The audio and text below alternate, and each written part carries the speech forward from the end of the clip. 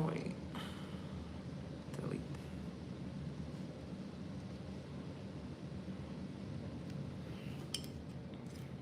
Oh, let me see.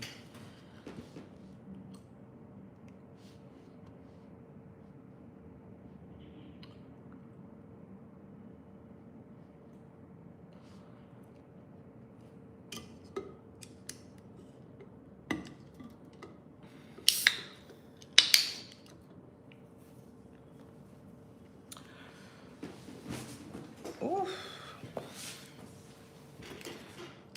Good morning.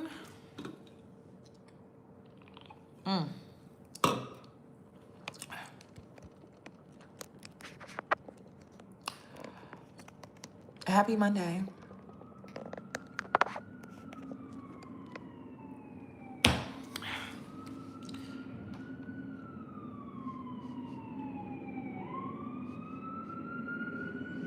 What is going on outside? Hold on, y'all. I'm sorry. Okay, I'm just trying to see my chat box. Oh, get the likes up. Anyway, how y'all doing? How is it going out there? Oh, let me pull up my community tab because I want to talk about this. Before I get into it though, all right, I'm not for AI. All right, we got that out the way. I'm not really for these men either, but I get it. Like, some women use men for survival. That's not my business. So if you're into sex work, I don't judge you. It's the same way that I look at AI. All right. And I need some of you to tap out of pop culture and celebrity gossip, because when you're just sucked into that and you're not looking at all the other shit that's going on in the background, you're speaking from an ignorant place. Like, I have people talking about iRobot. I got people talking about, oh, I'm not doing this and I'm not doing that. And it's black women, and it's concerning because black women are the most unemployed right now. And it's throwing me. Like, it's throwing me off because I'm like, at the end of the day, right? You refusing to adapt and to shift into the times that we're currently in, being left behind means you're homeless. Like, you are aware that that's what you're agreeing to. Because AI, if you haven't noticed, because AI is not recognizable to a lot of you, no shade. No shade. It's not recognizable to you because you refuse to educate yourself on it. You think it's just ChatGPT. You think it's just these artificial videos. Well, I got a net. You think it's just these artificial videos floating around on like TikTok and shit like that. Step out of your entertainment so you can really see what the fuck is going on. You already use AI on a daily basis, sis. The only way you can escape this digital shift that is currently happening, you would have to agree to being homeless, period. So, you know, in iRobot, when you were seeing like those people that were basically not able to live among certain citizens because they refused to adapt to the digital times in which they were living in, where were they at? On the street. They were on the street. So if we're going to talk about iRobot, let's talk about all of it, right?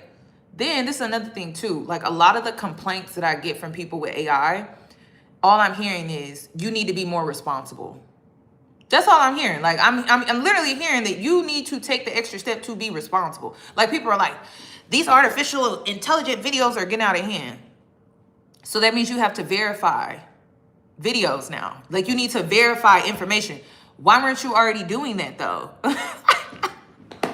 Like, why weren't you already?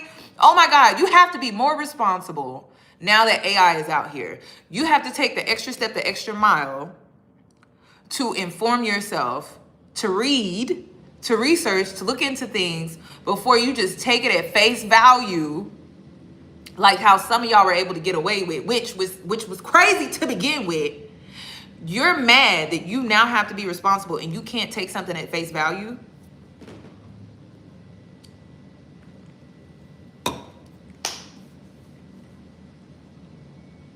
Why weren't you already verifying stuff? Like, that's what, like, y'all, I'm concerned, okay? I'm very, very, very concerned. Why were you not already looking into these things to begin with? Okay, hold on. Let me close the chat down. That's why I got my laptop open.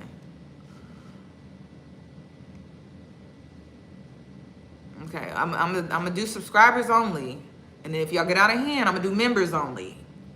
All right. I'm trying to keep this community base. All right. I don't know why y'all being weird. Hold on. Let me put it on. I'm gonna be so extra too. Okay. Shut it down.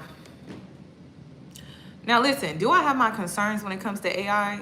Girl, I have my concerns when it comes to this entire fucking system and program that we're currently in right now. Like, that's another thing. Like, intelligence is questioning everything, right? Like, don't just question AI, question the whole fucking system. Because this whole thing that we're currently, like, this experience that we're currently having right now in this moment, you really should be questioning it all. Like, it shouldn't just be AI though. Like, you should be questioning the food that you eat. If you don't think that they using AI in those food factories, if you don't think that they using AI in the health industry, the medical industry, if you don't think that they using AI when it comes to your banking, I mean, I remember last year when my online banking changed and I saw this assistant feature that popped up. And I already knew what it was because I'm able to recognize that's AI. Those little, oh, you can chat with someone, it's 24 hours availability. That's AI, y'all. When you go to the grocery store and you use your digital wallet, use like Apple Pay or whatever, that's AI. Facial recognition, that's AI. I use PreCheck. When you go to TSA and they scan you in and all of that, that's AI.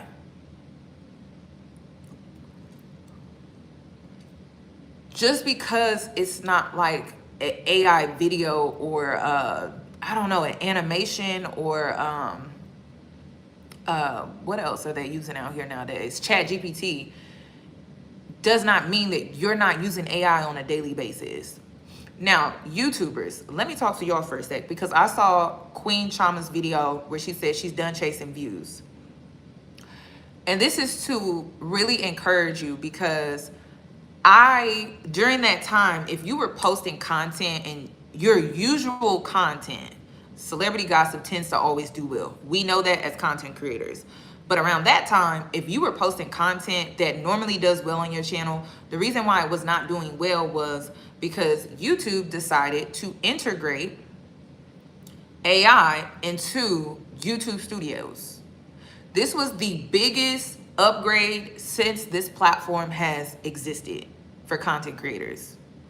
By the way, did they ask us for this change? Did they let creators know that this was the change that they were going to be making on the platform?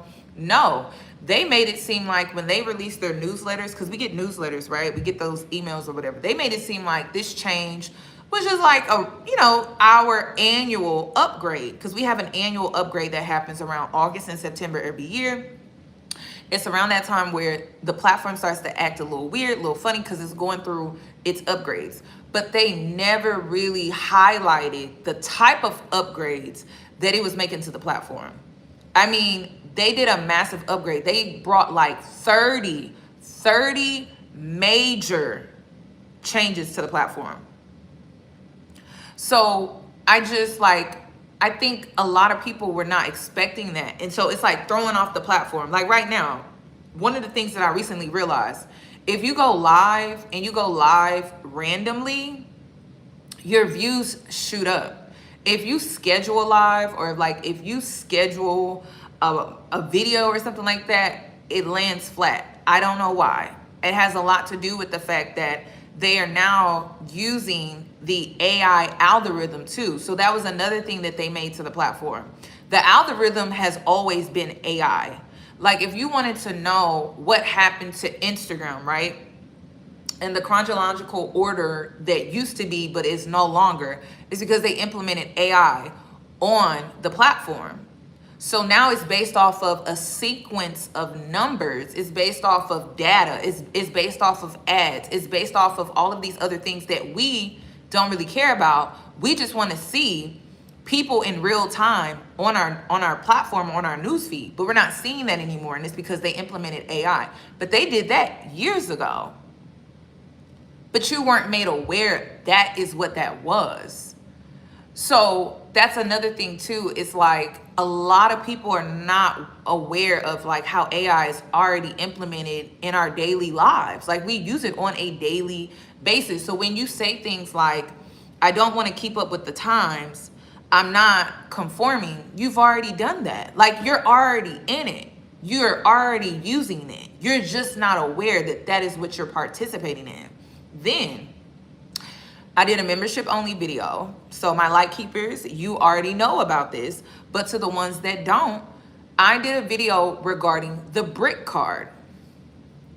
The BRIC card is going to be in the UK, United Kingdom, a mandatory digital ID that you have to have. They are requiring it. It's not an option. And for you to carry this digital ID, you have to have a smartphone. And I'm thinking to myself, just like my light keepers, we thinking to ourselves like, but what about the people that don't have smartphones? What about the homeless? What about the people that refuse to get a digital ID and carry around this digital ID on their smartphone? Do you know what they're threatening people with? They're threatening people with the fact that you won't be able to grocery shop. You won't be able to bank. You won't be able to do your regular essential things just to live among the rest of us. And that is going to be mandatory, and it's going to be in full effect by 2029. So everyone is so focused on America, but you need to be looking at other parts of the world right now too, because this change is just not happening. It's just not happening to the United States. Like they're making changes in other parts of the world as well. So a lot of people are not even aware that this has, like, you have to understand that this has already been implemented and integrated. They have just been slowly doing it, right? So prime example, I can give you an example of AI, right? When they started allowing us to take those debit cards and the chips that came with the debit cards, right? And all you got to do is place your debit card or your credit card over the top of the sensor, and it just authorizes your card. What did you think that that was?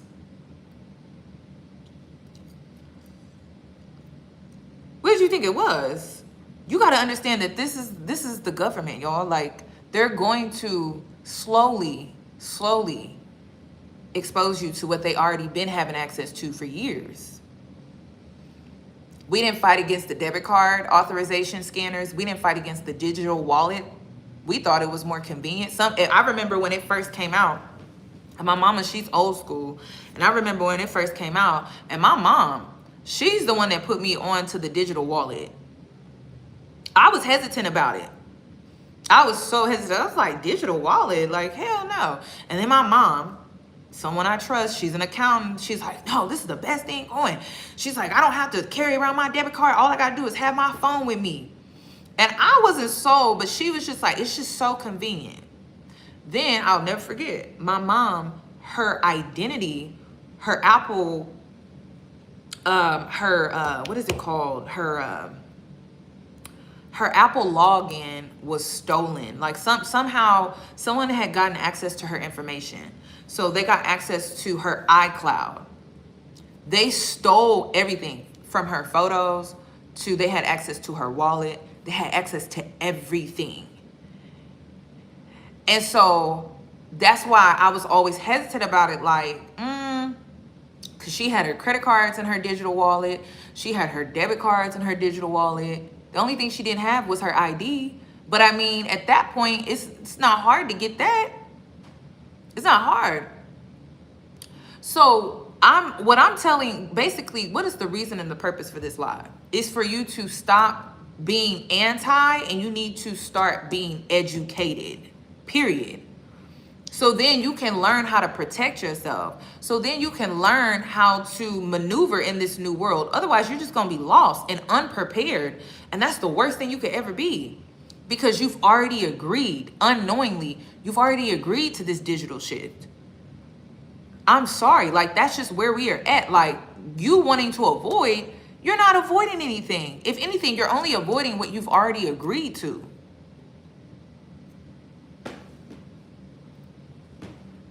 And a lot of you, I'm going to tell you the number one thing you already agreed to when it comes to AI, the algorithm.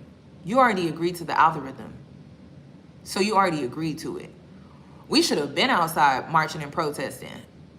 Then another thing too, Google Home, Siri, you getting a new iPhone and doing the facial recognition, all of that, you've already agreed to it. To set up facial recognition for a camera or doorbell, first, open the Home app and add the accessory. Now, y'all, Second, I did not even do that. That's my iPad. Card, turn on face recognition and tap continue. Third, choose who can access your photo library. And fourth, tap continue and finish setting up the camera or doorbell. That's my iPad. And what did I do? Like your devices that you have, it listens to you. So literally, I did not plan that. All I said was, Siri, Google, and listen. It listens again. That's all I said. Okay, I found this on the web for LSA listening in. Siri, shut up. Okay.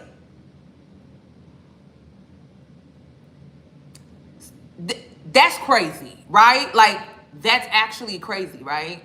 That's crazy. I don't use it. I'm still typing stuff in. So if you're the type where you just pick up your phone and you just start talking to it like, baby, you've already agreed, sis. You've already agreed. So this is what I'm like. That is my point when it comes to this whole AI conversation. And I'm talking to Black women because we always feel like we have to be the activist warriors for movements and we have to lead. But this is bigger than you. I'm sorry. It's bigger than us. We need to be in the back somewhere, to be honest. Hell no. I'm not a fan of none of this shit, y'all. I'm not a fan of the United States government. Y'all are out of your mind. I'm not a fan of none of this shit. I'm speaking on survival. Y'all are getting me confused with I'm for this and I'm excited. This is about survival. That's what this is about. This is about survival. This is about how you gonna live in a world that is creating all of these digital changes and shit. I don't understand. And that's the thing. It's like y'all are taking something that I created while using AI and you're making it into this, I'm pro this and I'm not pro that. No, I'm pro adaption. Like, I am pro adapting to the times. You want to live in the past as if you haven't already agreed to the digital shifts.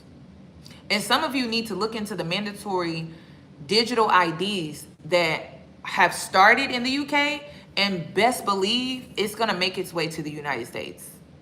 You need to be flexible. You have to be. You have to be. And then my college students, let me talk to you for a sec. The future is AI. The best thing that you could do, is to learn AI in college if they offer it. If they have courses, if they have classes, that's where you need to be at, because that's the future.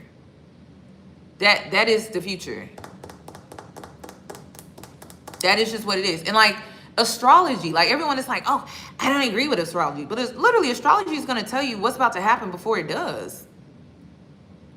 So if I were you, I'm telling you, they're going to make it a part of the hiring process. Black women being the most unemployed, sis, they're going to make it a part of the hiring process. So get ahead, and you need to learn. There's this Facebook group that I follow. This woman, she was able to pay off two of her credit cards. And she was able to do it because she was doing these AI photo shoots for people. So she had entrepreneurs. She had like big corporations, small corporations. She had influencers, content creators coming to her, and she was creating these AI generated photo shoots for people.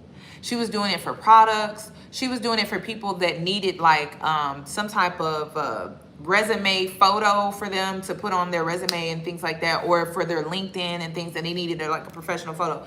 She was able to pay off two major credit cards, all simply because she educated herself on AI and she was able to make a stream of income.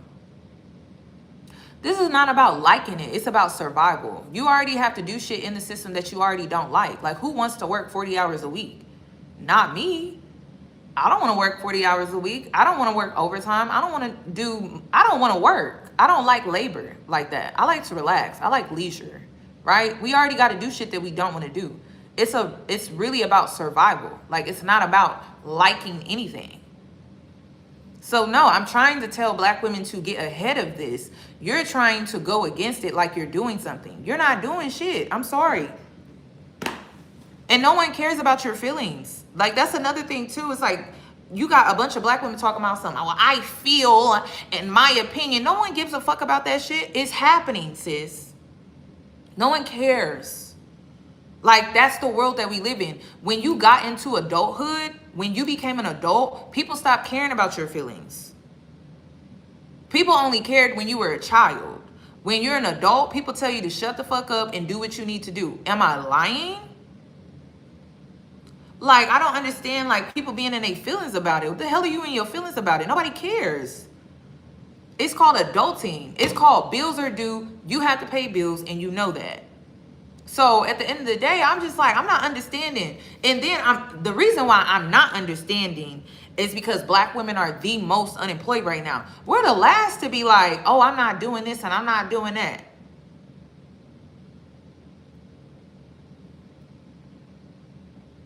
So the only other options that you have would be service jobs. Do you not understand that if you are refusing to do this, then you're going to be doing service jobs? So like, left behind is you not wanting to adapt with the times. So many people are stuck on what was. You're focused on what's being lost, but you're not focused on the opportunities that are ahead. You're focused on what's lost. America is not collapsing, it's changing. The world is not ending, it's shifting. That's it. And you can either shift with it or you're going to get left behind. The universal income is changing. I don't know if y'all been keeping up with that, okay? These banks, they don't know what to do with the gold and the silver right now. They stopped producing gold and silver. If you didn't know, they stopped. And the reason, that's another thing. China, that's where y'all need to be looking at, because that's where we're headed as the rest of the world. China is always going to be leading us when it comes to like this digital world that we're heading into, because they're way more advanced. And over there, you can't grocery shop without a digital ID. You can't enter a grocery store. Like, you literally cannot enter a grocery store. You can't get on public transportation. You can't do anything. So China is like a really good place for you to look to see like how you're about to start living. And not only that, there are a few different content creators out here that live in China, Black women, and they're telling you like what they're doing over there. It's way more advanced than it is here. Y'all over here freaking out about little videos and shit, and they over there dealing with all type of stuff. And then this is another thing too. It's always Beyonce for me. I don't know why. But like, when y'all saw Beyonce up there with them robots on her stage, the hell did you think you was supporting? What did you think you was supporting up there? When you saw her flying and riding in her car, what did you think that was? When you saw her pour up her liquor for promotion, no hands. Like, what did you think that was? What did you think that was? The Renaissance. What did you think that was, y'all? I just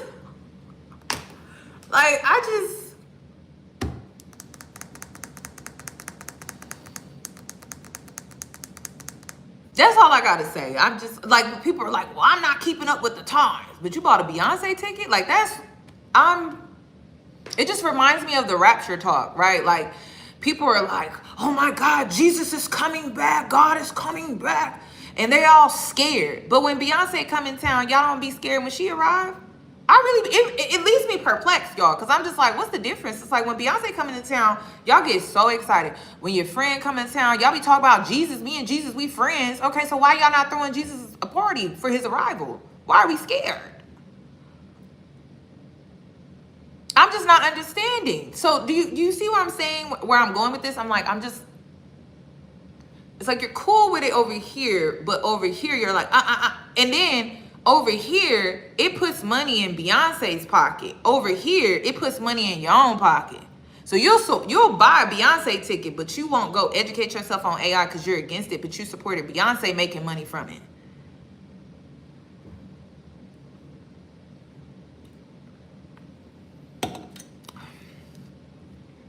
I need to garden because that's the only way I can like really deal with this. Like, I'm really trying to understand like people's thought process, because it doesn't make any sense to me unless you're just not thinking for yourself. Because all I'm doing is critically thinking. I'm like, well, if you support it over here and it puts money in her pocket, why wouldn't you support it over here so it could put money in your own pocket? That makes more sense. And to be honest, fuck Beyonce. And I love Beyonce. I feel like she's a great performer, but fuck Beyonce. Like, I need these bills paid for me. She got her bills paid. What about me? I don't know. So another thing too, there are black women that live in China and they are warning black women here in America, hey, sis, they are hella advanced over here. And we have a stupid president that wants to negotiate tariffs. I'm gonna tell you the truth. A lot of these countries can leave us the hell behind because we are actually behind them in technology. We are behind. That's why America is losing right now. It's because we're actually behind in technology. Why do you think all of this is happening? So it seems like everything is changing so fast. It's because they have to make these changes. They're not making gold. They're not making silver. The American dollar is down like 11 to 10%. We are behind, babes. That's what this is all about. That's why the changes are happening so fast, because we're actually behind. And these other countries have access to, I know Africa is winning right now. All of these other foreign countries that we used to dominate, right? They are ahead of us. And listen, this is me being fair because I'm a fair queen. Them leaving us behind, it's our motherfucking karma.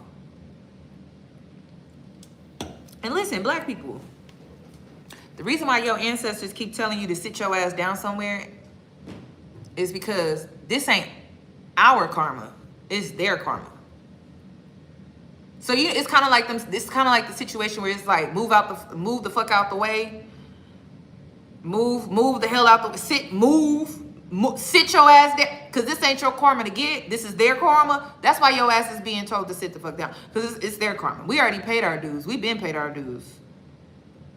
This is all about, y'all. Like, from a spiritual place, from a logical, critical thinking place. That's why black people, like, we've been told to sit the hell down. This is not our fight. It's theirs. It's time for them to pay up. So if the rest of the world wanted to leave us in the dust, they can, y'all, because they don't need us. They don't need the American dollar anymore. The American dollar is not worth what it was now. Back then, it's not worth what it used to be.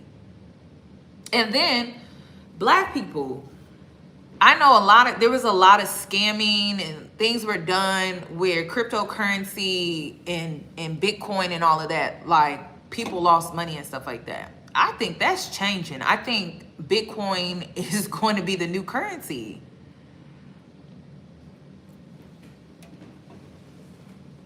We are in an era where this is the time for you to be either inventing or investing. That's the era that we're in.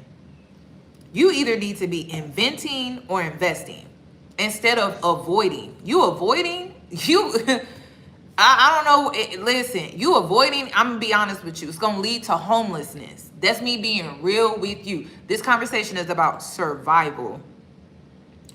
Because you have no control over it. If you had control over it, I'm like, okay. But black people, like right now, like we're in that era of either invention or investment. Water would be a great investment. Water. Because we're going to need lots of it. To keep these machines cooling, we're going to need lots of water. So it's like, instead of black people falling behind, you should be looking on how you can get in and invest. Period. That's why I'm like, I'm not arguing with people. Like, you need to be thinking futuristically. And I'm going to tell you right now, home ownership, do not fall for that trap. If you didn't buy a home before 2020, you missed out on the American dream. I think some of you need to actually hear that. Thank you, Christina. I think some of you actually need to hear that if you didn't get in on the home ownership American dream, you missed out. And it happened either, I would say, there was like a spike that happened because my parents got in on it. Because the fallout of the pandemic, right? Like the housing market did well for sellers and some buyers, depending on where they lived and things like that. But that has now shifted. And I was supposed to buy a house in 2023, around the same time my parents bought a house. And I told them, I was like, they building these homes cheap. And you know, when you're a first-time buyer, I was going to be a first-time buyer. This is the most money I'm ever spending in my life. It's an investment. I don't want shit to be cheap. Like, I'm sorry. The infrastructure in these homes were just, it just seemed like they was throwing up houses. And I wasn't sold on it. I'm like, if I'm spending all this money, I want the good hardwood. Like, I want real wood on my floors. Not like that.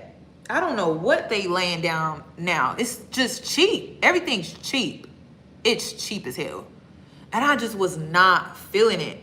So then I got this bright idea. You know, when spirit talks to me, I listen. So I looked into the builders of these homes and I went to go look at their older builds that were on the market. They changed the hardwood, and that's when I was like, y'all got me fucked up. I'm not buying this. It would have been better for me to buy an older model than a newer model from the same builder, y'all.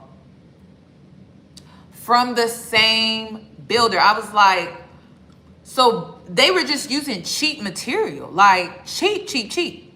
So then, right, that was in 2023. It's 2025. You see all of these people coming out on TikTok talking about, I've only been in my home 3 years. That's around the time the, oh my God, what is it called? Oh my gosh, it's part of your insurance, but it's also part of the newer home, new construction build. Oh my God, I cannot think of it. It's like a grace period where if anything goes wrong with your home, warranty. That's when the warranty expires. 3 years, right? Roof needs to be replaced. I've heard people need to get their air conditionings replaced. Their refrigerator done went out. I'm just like, 3 years, y'all. 3 years. Warranty expired. So who got to replace that stuff? Everybody talking about the HOA fees. I'm talking, you only been in your home 3 years and you need all that fixed and your warranty expired? So now there's a trend, and it's awful, y'all. People that fail for the American dream are now house poor. Then this is the gut wrench. This is the punch right in the gut. Homeowner property taxes are increasing. The American dollar is declining. What kind of equity do you think these people are earning on their homes right now?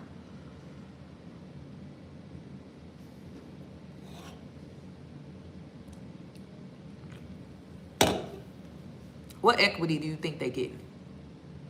Now, if they've been locked in, before 2020, they have a better chance of having, some type of they've earned some type of equity. But after 2020,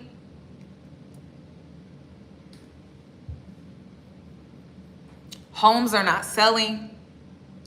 Y'all, do not fall for that shit. I'm going to tell you where we are as a collective. Either you're focused on staying afloat and this is another thing too. You staying afloat is success. I feel like some people need to hear that.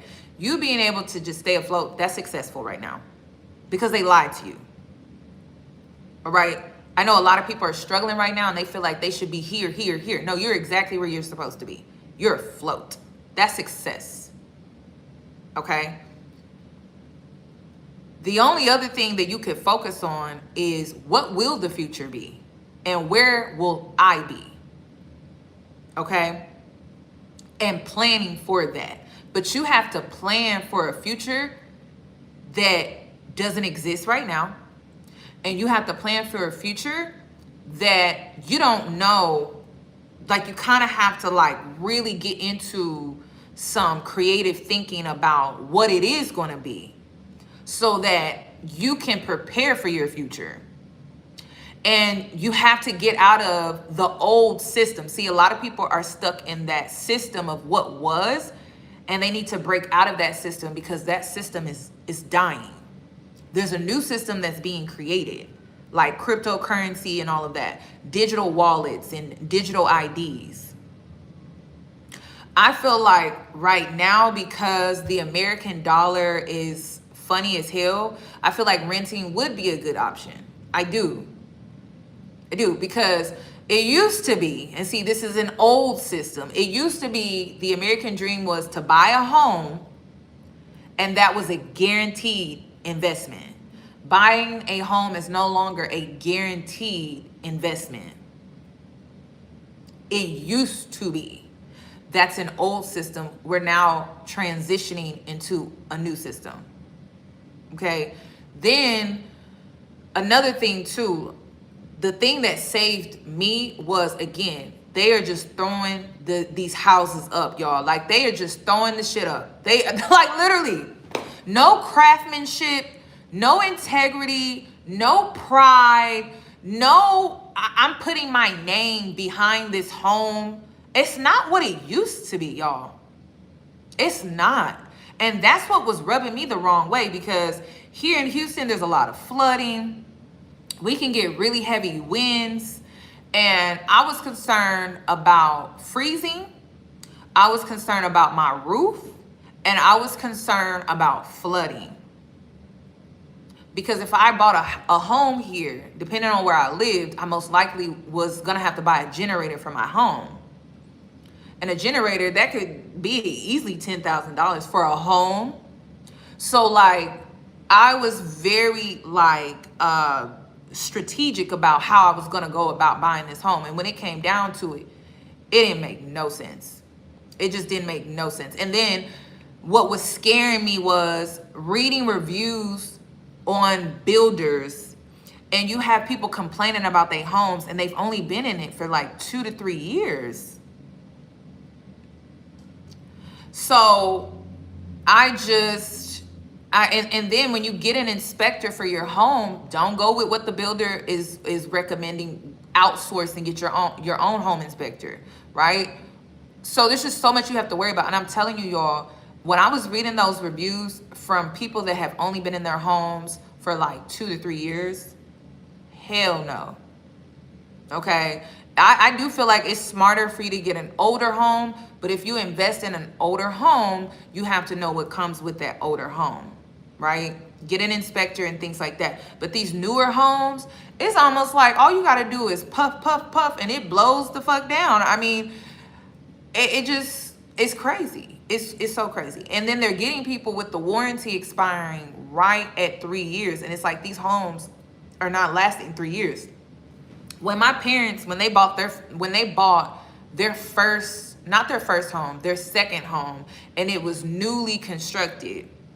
I watched them go through the process, and they paid attention to every little detail, from the cabinets that they put in their kitchen to the hardwood that they put on their finishings and things like that. And I've seen a decline in it. Like, and when I was watching, I'm an observer. Like, I'm always been that type of kid. I'm an observer. I may not know the ins and outs of everything, but I know something because I'm watching. And the quality, y'all, the quality is so poor. It's so poor to the point, y'all, I'm mad at my parents for selling the home that they had prior to the new one that they built, because I felt like they had really, really good quality compared to the newer home that they built. So my parents agreed to putting me on the deed, but the deed of this home, it's like, it's just so much cheaper. Like, it's, y'all, if I could get into all the stuff that they've had to fix, it's ridiculous. From cracks in the ceiling, they ain't even been in their home 5 years yet.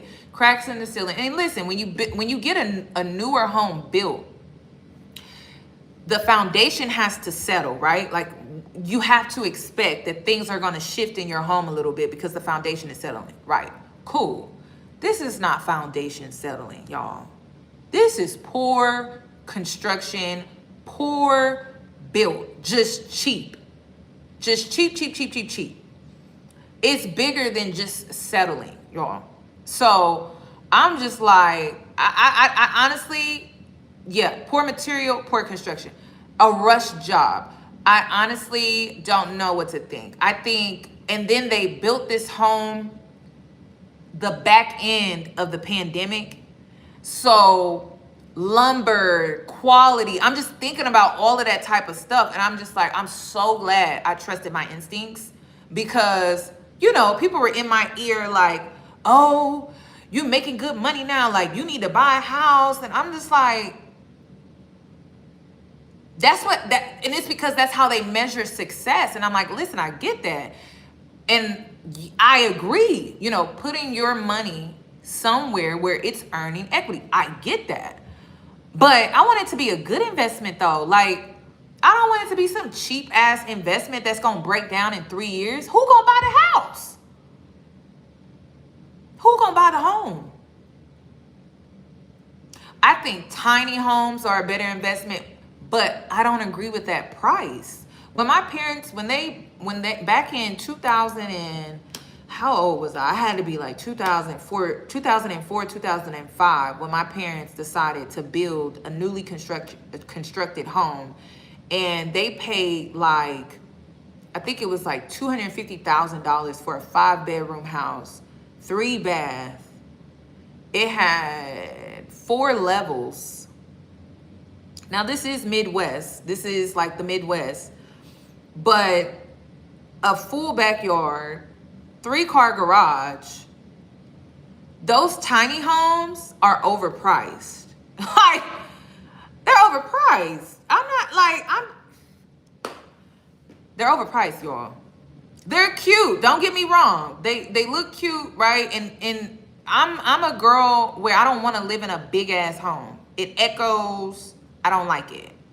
I don't like living in big spaces. I like living in cozy spaces. I'm that type of girl. But you're not about to play me like that either. Like, them tiny homes are like $300,000. That's ridiculous. Y'all, that's $350,000. That's ridiculous.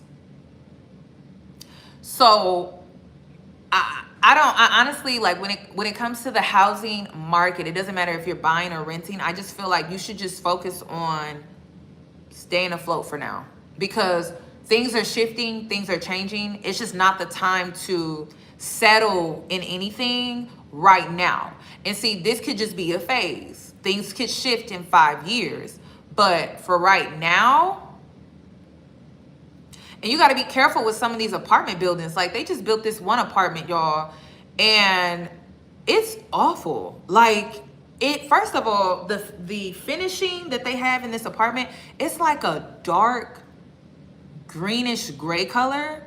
It's awful. It's ugly. And it makes it ugly. And it makes it, I like white finishing because it brings brightness to a room. But they use like this grayish, greenish, dark color. I don't even know what kind of color it is.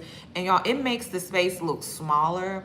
It makes the space look, and it's newly built. How much you think they charging for this space?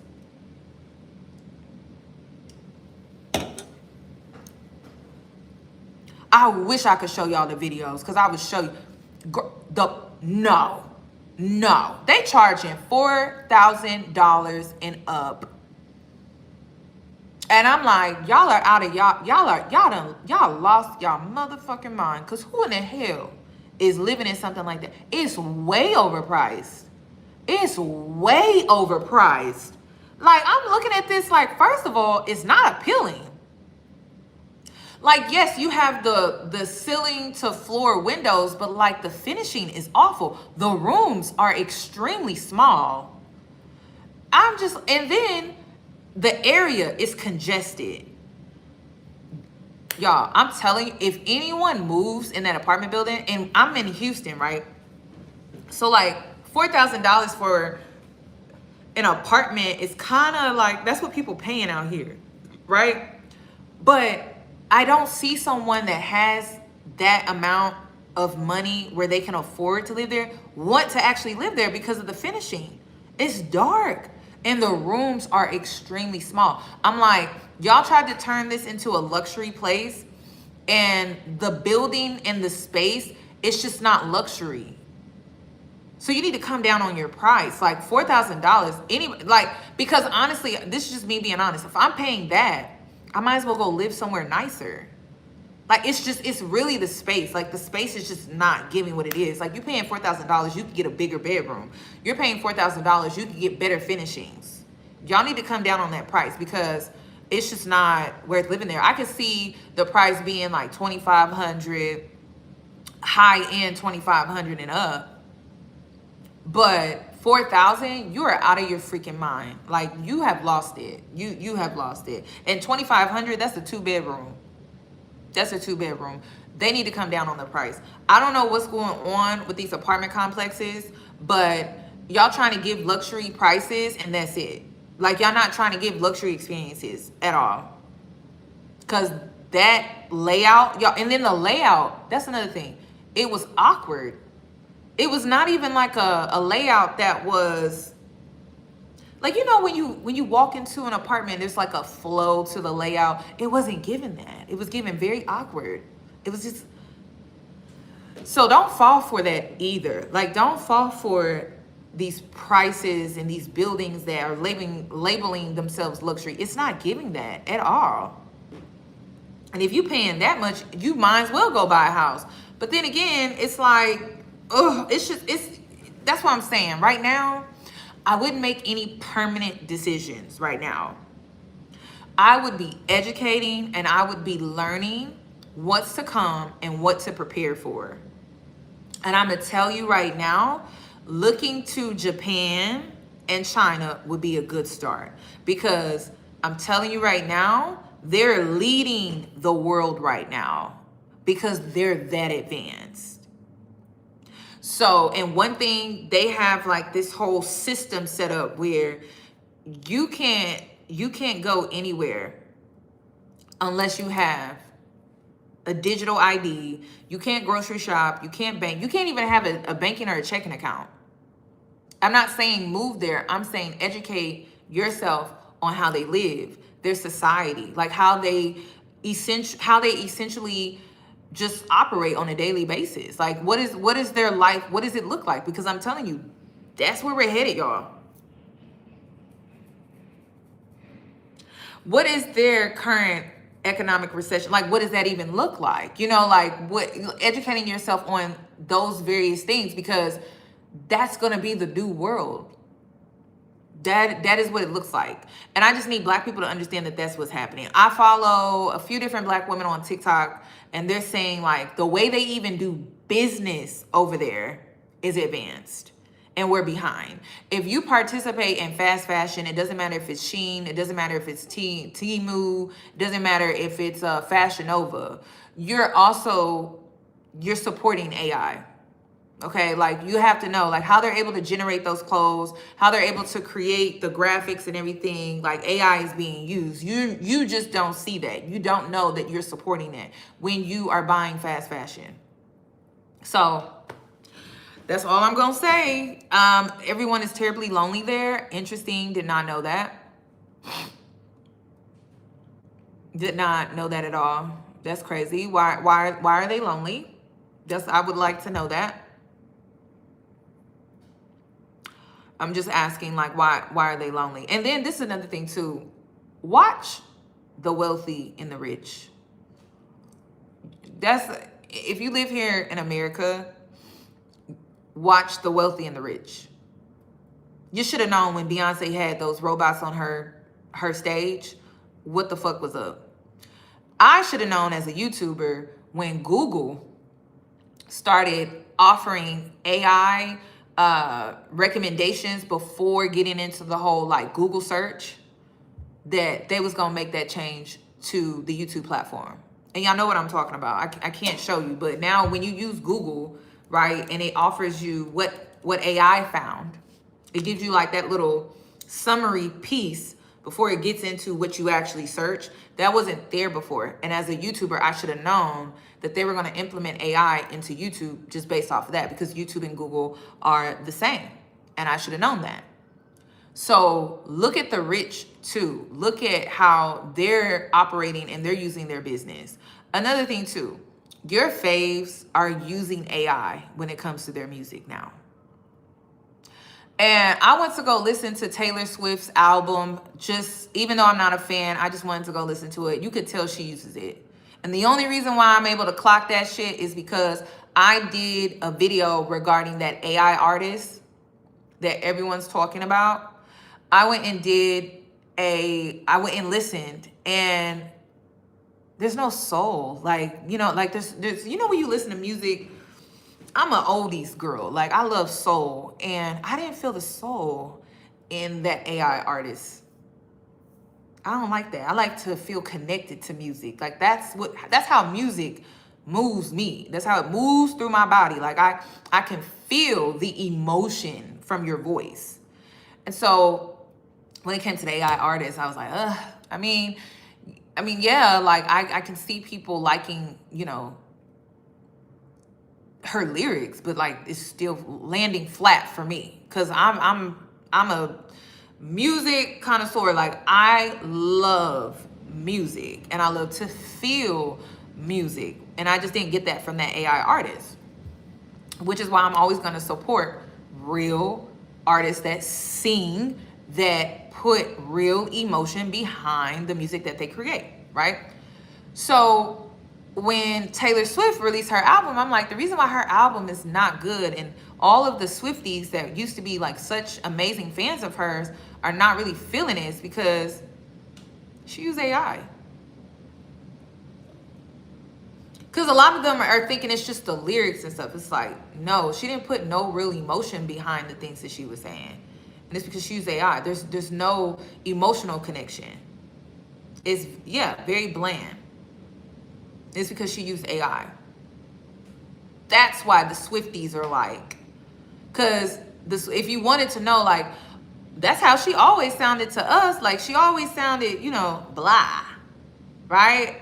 But to them, they're like, no, it's just something different about this album. It's because she used AI.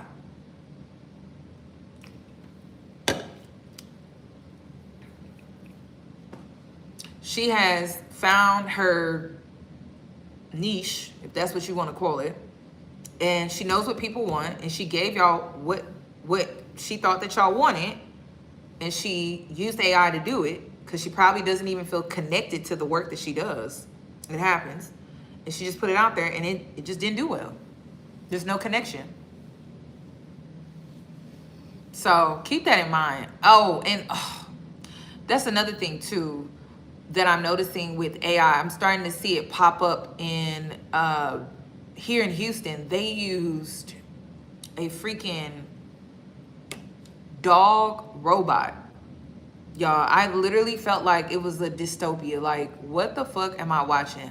They had a dog robot. And this is why, like, I'm not really for AI because it's really like messing with my head. By the way, Google, it says it right here, AI mode. Y'all see it? Right there. It's like way beyond your control at this point. But like I was trying to say, they use this dog robot to, there was a 16-year-old kid that was, I don't know, he was holding his sister hostage in a room. His mom was able to get away, and they weren't trying to unalive the kid, obviously, because he's 16. And so they were trying to get to him without hurting him or harming him. So they sent, this happened in Houston. That's why y'all always be hearing these sirens. There's always some shit going on. So they sent in this robot dog.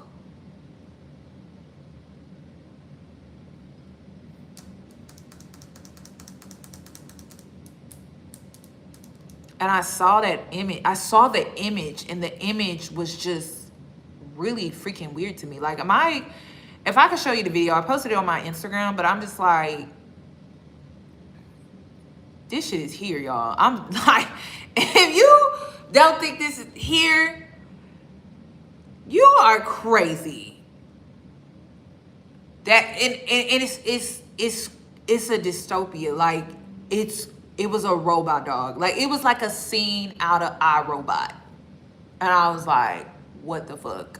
Wow. They just crazy. And then this is another thing, right? The police force, taxpayer dollars, we pay for that. So when you're like, I'm not keeping up with the times, well, your money is. So, and you agreed to that unknowingly. That's how they get us every single time here in America. So, and people think that this is a patriarch. At this level, when you're a debt slave, but there's a different currency at play here, and I keep trying to tell y'all, it's bloodlines. So think about the access that the technology that they have access to. This is at the patriarch level. This is at the debt slave level. They using iRobot dogs. So think about what they have access to. There was a situation that just happened. They blew up a Tennessee military facility that created explosives. I forget what they created. This was predicted off of that show that everyone loves so much. That little yellow man. I forget what the name of that show is called, but they predicted that. There's a lot of shit going on, y'all. I just like, are y'all keeping up with everything that's going on? And the reason why you need to keep up with it is not so that you're depressed. And the news is not where you keep up with everything. The news be lying. The Simpsons, they predicted that was going to happen. That was a prediction that just came true, by the way. Blew up a whole facility, and at the exact time that Israel was saying that, oh, we're for peace now. You can't trust the media either, right? Because they lie, or they intentionally keep information from us on purpose to manipulate and to gaslight. The Boondocks too. So you can't really trust the media like that. Like, you really have to go out and do your own research and look into things for yourself, because they manipulate certain things at certain times to create a certain narrative, and it's not always the truth. But that doesn't keep you really informed, though. It keeps you aware of things, but it's not truth, though. It's like they intentionally leave out certain details. They intentionally don't bring up certain things on purpose. So it's like the only way you gonna know what the fuck is going on is like you actually have to critically think for yourself. You got to be able to piece things together and see the play, because they're not going to tell you. Because if they tell you, then that means that you actually know what's going on.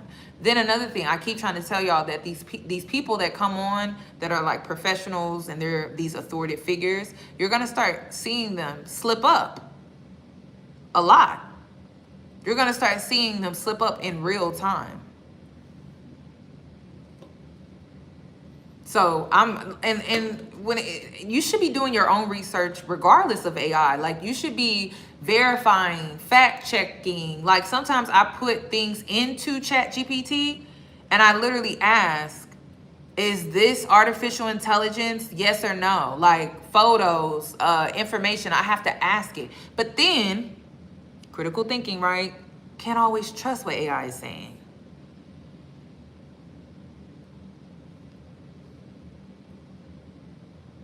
Can't. Right? You can't always trust it. So at the same time, you still got to take what AI is saying with a grain of salt. It's crazy out here. It's crazy. It's going to require you to be more responsible. That's all. And it's going to require you to think for yourself.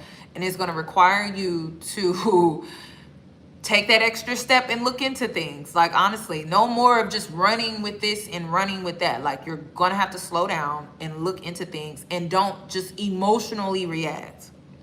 When you see content coming down your news feed, don't automatically give it your emotion. Take a step back and think, is this even true?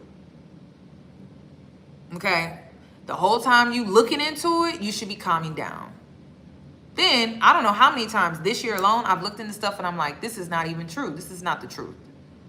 They just spread. And then the way false information spreads so fast nowadays, it's crazy. The rage baiting is a new trend, y'all. So it's, even if AI wasn't around, right? People are rage baiting so fucking much to the point where if you're not taking that extra step to look into it, you just gonna be jerked around every day, mad about some shit that's not even true.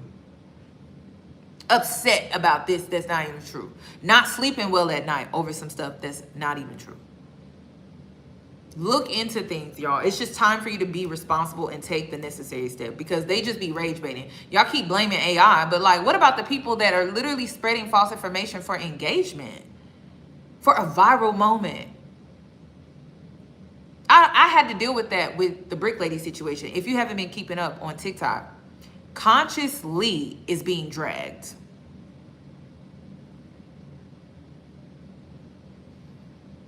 And I'm living for it. Like, I've seen so many people get exposed that was coming after me, trying to paint me out to be something that I'm not.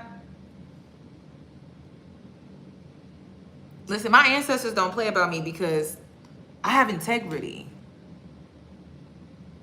That's why I don't play about me. I actually have integrity. I'm not gonna run with a story that I know is not true. So with Conscious Lee, I will never fucking forget it, y'all. That man literally made my life a living fucking hell because he decided to run with that Brick Lady story, spreading false information on purpose, because he was pandering to black women for engagement, for money. I spoke out once I realized that she had lied. I went to the fucking crime scene, asked questions, spoke to witnesses, because I knew what the fuck this meant for me as a black woman having a platform. I wanted to make sure I had the facts straight. I talked to the police department. I verified the information for myself. Came to the conclusion that this woman was lying. I spoke out with integrity, told the truth. I didn't run with the story just because of clout. I didn't run with the story because of subscribers and money. I didn't do that. It wasn't the right thing to do. It wasn't. And this is coming from someone that believed her. I was angry. I was emotional. When I saw her face, I was like, oh my gosh, what man would do that, right? Like, very upset. So I had to come to the terms, because I had put my name out here supporting her, defending her. I had to come to terms with this lady lied. She lied. So it was disgusting. But then this is the next layer, y'all, right? So I have integrity, and I'm just like, this lady lying, y'all. And I know it's hard to believe and accept, but it's just, it is what it is, right? And this is the thing, Conscious Lee is intelligent.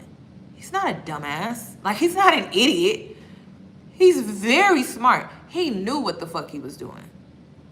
So he continued to spread that false story on purpose, intentionally, to his millions of followers. And you know what those followers did? Came to my platform and attacked me, a black woman.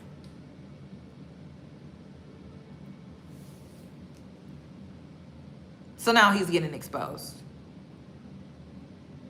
I'm just waiting for when am I gonna get exposed? That's what I want to know. When's my day coming? Because I'm waiting on my day to come. When is it gonna happen? I don't lie. Even when I'm wrong about something, I come on here and correct the information, y'all. I'm not about to sit back, and I'm big on my last name. My parents raised me like, listen, you only got this last name and this last name only unless you get married. But then again, this is your face. Like, this is your reputation. Like, you don't play about that shit. That's how I was raised. So I'm very big on, if I put my name behind something, I'm standing in truth with it. I'm not standing in lies. That's why there's nothing to expose when you're true. That's it. And it's crazy when you're a truth speaker, when you're a truth teller, when you're the type of person that will tell the truth, even exposing yourself, right? The role that you played, what you did, right? Because you can own it. People always call you crazy. People always call you this, they call you that. And the whole time you're just telling the truth. Literally, I remember that time, like, my own following was turning on me, calling me a colorist, doxing me, saying I knew you wasn't for black women. I knew you wasn't for black women. I had to deal with that for months. No one can tell me that 2025 is not my vindication year. I also tried to tell you about that weirdo lady. The weirdo lady. I said, she ain't who you think she is. Oh, Yana, you a hater, you a hater, you a hater. I'm like, I don't fuck with people that don't practice what they preach. I don't fuck with people that don't practice what they preach. There's nothing to respect about a person that does not practice what they preach, because it requires discipline. It requires discipline. If you're willing to discipline yourself, you are someone I can trust. Once I peeped that she don't practice what she preach, and she don't even discipline herself, I lost all respect. I lost all respect. I had a lot of respect for her. Because I will never forget when she went on that platform with Fresh and Fit. She stepped into their territory. She went in their domain. And she talked to them. I had a lot of respect for her because it takes a lot of guts to do some shit like that. But once I peeped who she was outside of this whole fucking persona, YouTube bullshit, I lost a lot of respect. I lost a lot of respect. And it was hard. So it's just like, you know, you meet some people, they can be very real, very sweet. They're exactly who they portray themselves to be. And then other people, it's opposite. No, it was not Jesse. It was opposite. If you know, around that time, right? Because I'm calling this my vindication year. Around that time, like, there was a lot of illusions around certain people online. A lot of people couldn't see people for who they really were because they were casting all of these lies.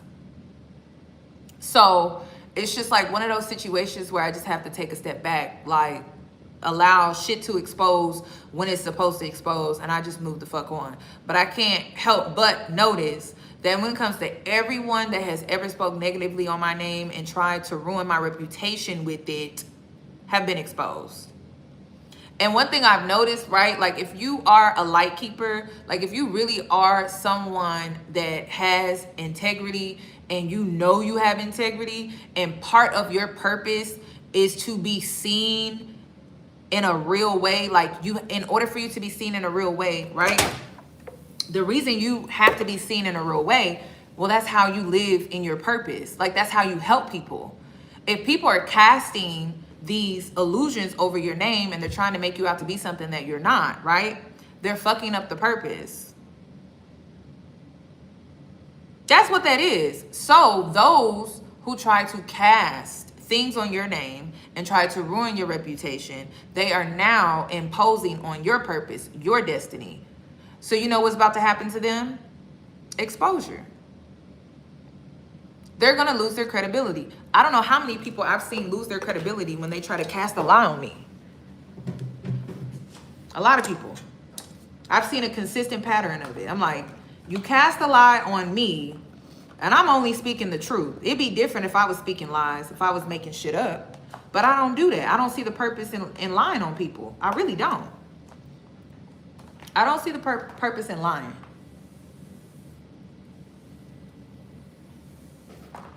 I don't need to lie on people. I feel like there's space for everybody to win. I feel like everyone has their lane. Everyone has their path. Everyone has their journey. There's no need for me to lie on somebody. Everybody can win. Everybody. I have that belief that everyone wins. Everyone has their lane. Everyone has their purpose. Everyone can do their own thing. Like, it's part of being in a community. But I be noticing, like, people get in their egos and they only think that there can be one. And I don't have a scarcity mindset. I have an abundant mindset. So I'm a firm believer that everybody can win and there's a lane for everybody, right? Especially when it comes to the Black women's empowerment. Like, I'm not going to represent every Black woman that's out here. We're a monolith. We're all going to be different. We all have different lifestyles. We make different choices. And I feel like I align with the women that I align with based off of me being authentic, right? But I be noticing with other people, they feel like everybody has to align with them. And that's not real to me. That's phony and that's very fake and it's very performative. Like, not everybody's going to align with you because we're all unique in our own way. So I don't know. I just never felt threatened by other people like that. I'm like, I talk to the people that I'm in alignment with based off of who I am. And I feel like other women do the same. So that means there's room for everybody. There's no need to fight over followers and who can have the right message and get the right message heard and everyone's on the same thing. And it's just like, it's not real. Like, that's fake as hell. So I don't know. I just never understood that. I still don't get it because I still see it sometimes. Like, some girls come into this space and they feel like putting down other content creators is their way of getting people to follow, to like and subscribe. And it's like, that's not the way to enter into the space. Like, the way to enter into the space is to understand that you and your uniqueness, your personality, and what you bring to the table is something worth offering people, to where you will create your own community. There's nothing wrong with that. But you don't gotta come on here and lie on people and do weird shit. You don't have to do that. Like, that's not the way to do it. And that is not how I entered into this space. Because when I entered into this space, I was in the Black woman space.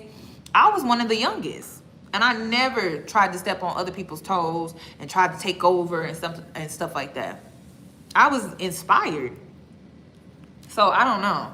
But I get it. Like, some people, I really think it's an insecurity thing. I think it's a self-esteem thing. I think it's I don't know, like, there can only be one. And it's just like, God didn't tell me that. God told me that there will be many. There will only be one of you, but there will be many.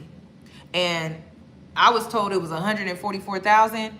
That's what I was told. So that means that there's a lane for a lot of people. There's a lane. There's 144,000. And I feel like we're all out there. So I'm trying to be in community with them people. And I think, like, in this time that we're in, certain people are being exposed because they not who y'all thought that they were. And they needed to be exposed. So then you can know who you're dealing with. Oh my God. Part of being intelligent is you're not going to always be right. And you're not going to always know everything. And that's okay. That is okay. I notice with Black people, and I can only speak for Black people. Do I think it's a human thing? Yes. But I feel like for Black people, it's even worse for us. And I think it's because of our experiences as Black people. But Black people hate being wrong.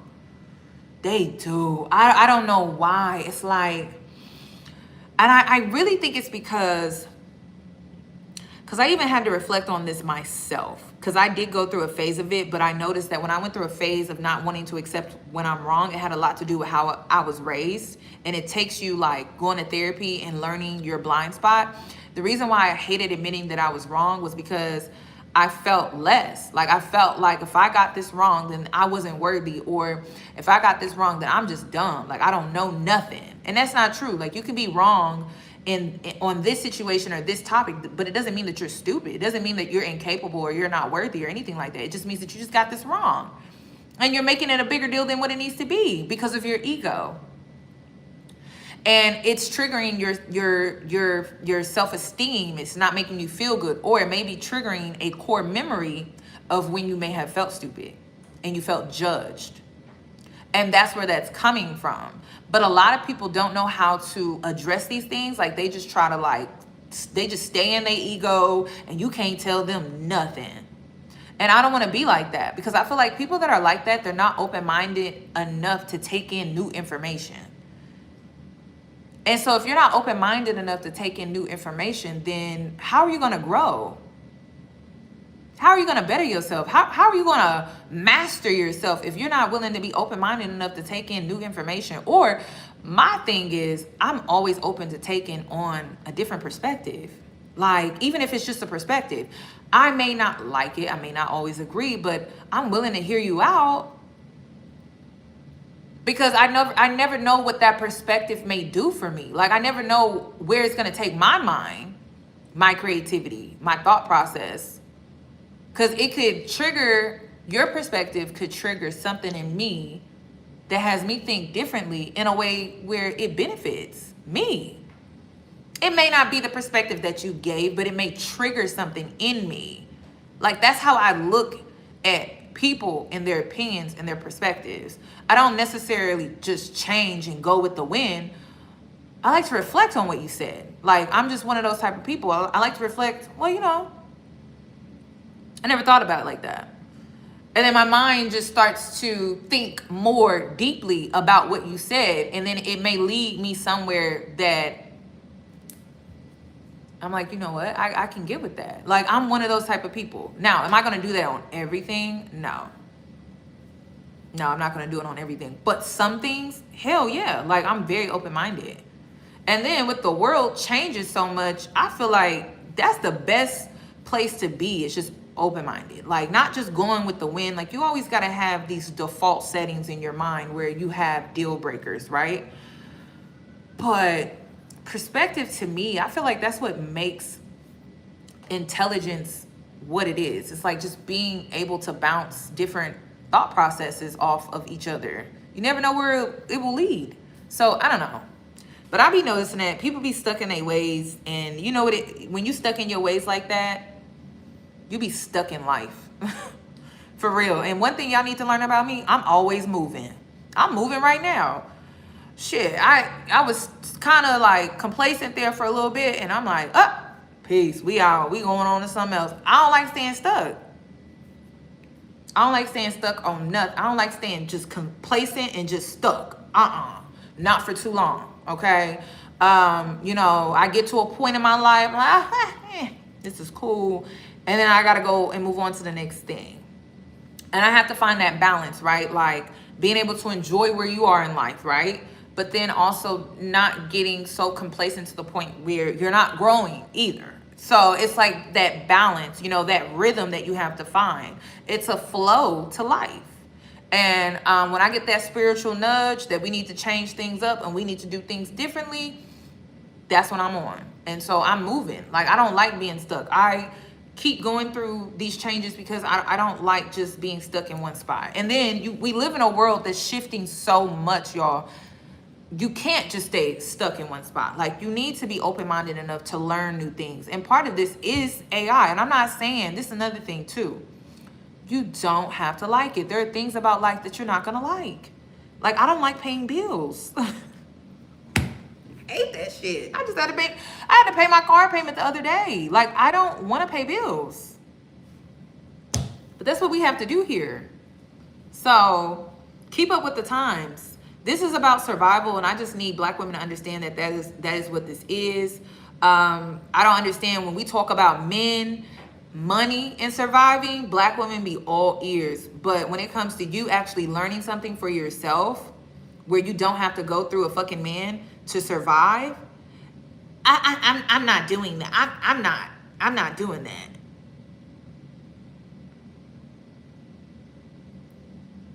Okay, that's cool. All right. But they'll sit up and listen to I don't know how many videos about how to get a man and how to do this and how to do that and how to, but you won't even take time out to educate yourself on this, and you don't have to go through a man at all. Like, make it make sense. Like, make it make sense. Make it make sense. I don't get it. I really don't, y'all. I'm trying to understand, but I'm just like, it does not make any sense to me. It doesn't. And then I seen this video on TikTok. Winter exposed, what's her name? Sweetie. And then this one girl, she stitched the video and she goes, well, she out here, I don't understand why people are talking shit about Sweetie. Like, she was like, some of y'all be sleeping with these men for love. Now I'm starting to see like where men are coming from when they say things like women are cooked. Women are cooked. When the younger generation of women are cooked, because it's always these extreme things like, oh, y'all over here talking shit about Sweetie, but y'all be sleeping with these men for love.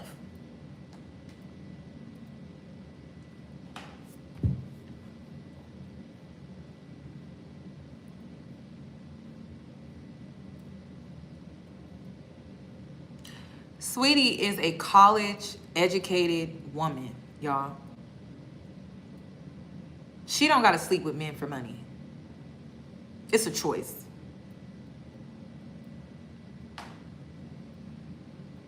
Literally.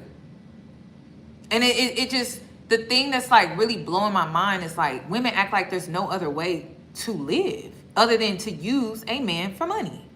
What we're witnessing from Sweetie is pure laziness. That's all that it is. She is addicted to a lifestyle. So she's addicted to pimping herself out for a lifestyle. And listen, I can get if a woman is surviving, right? I've mentored girls that grew up in foster care. Hell, I had a friend that grew up in foster care and she had a sugar daddy. I didn't judge her for that. Her life, her background, totally different from mine. I never judged her for the fact that she used sex work to get by. But that's not what we're witnessing with Sweetie. Sweetie is college educated. She has 2 parents. It just doesn't make any sense to me.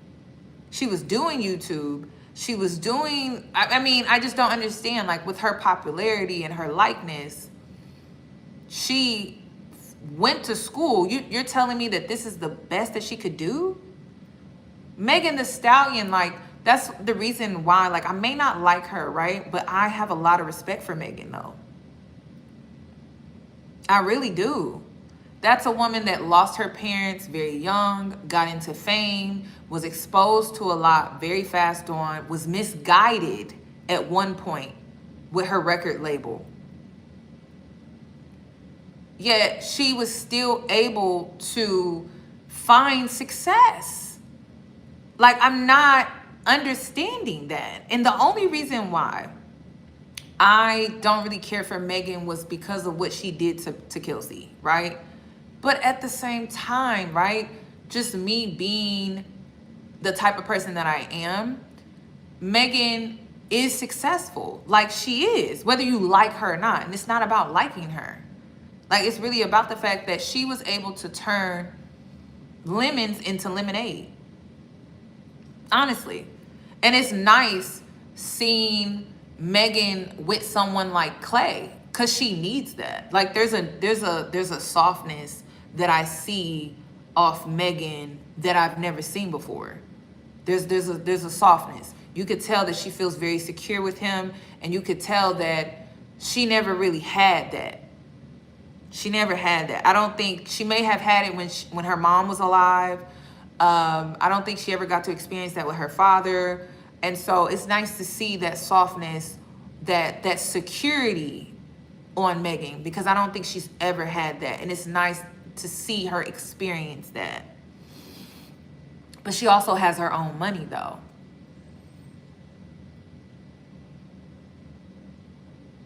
She also has her own money.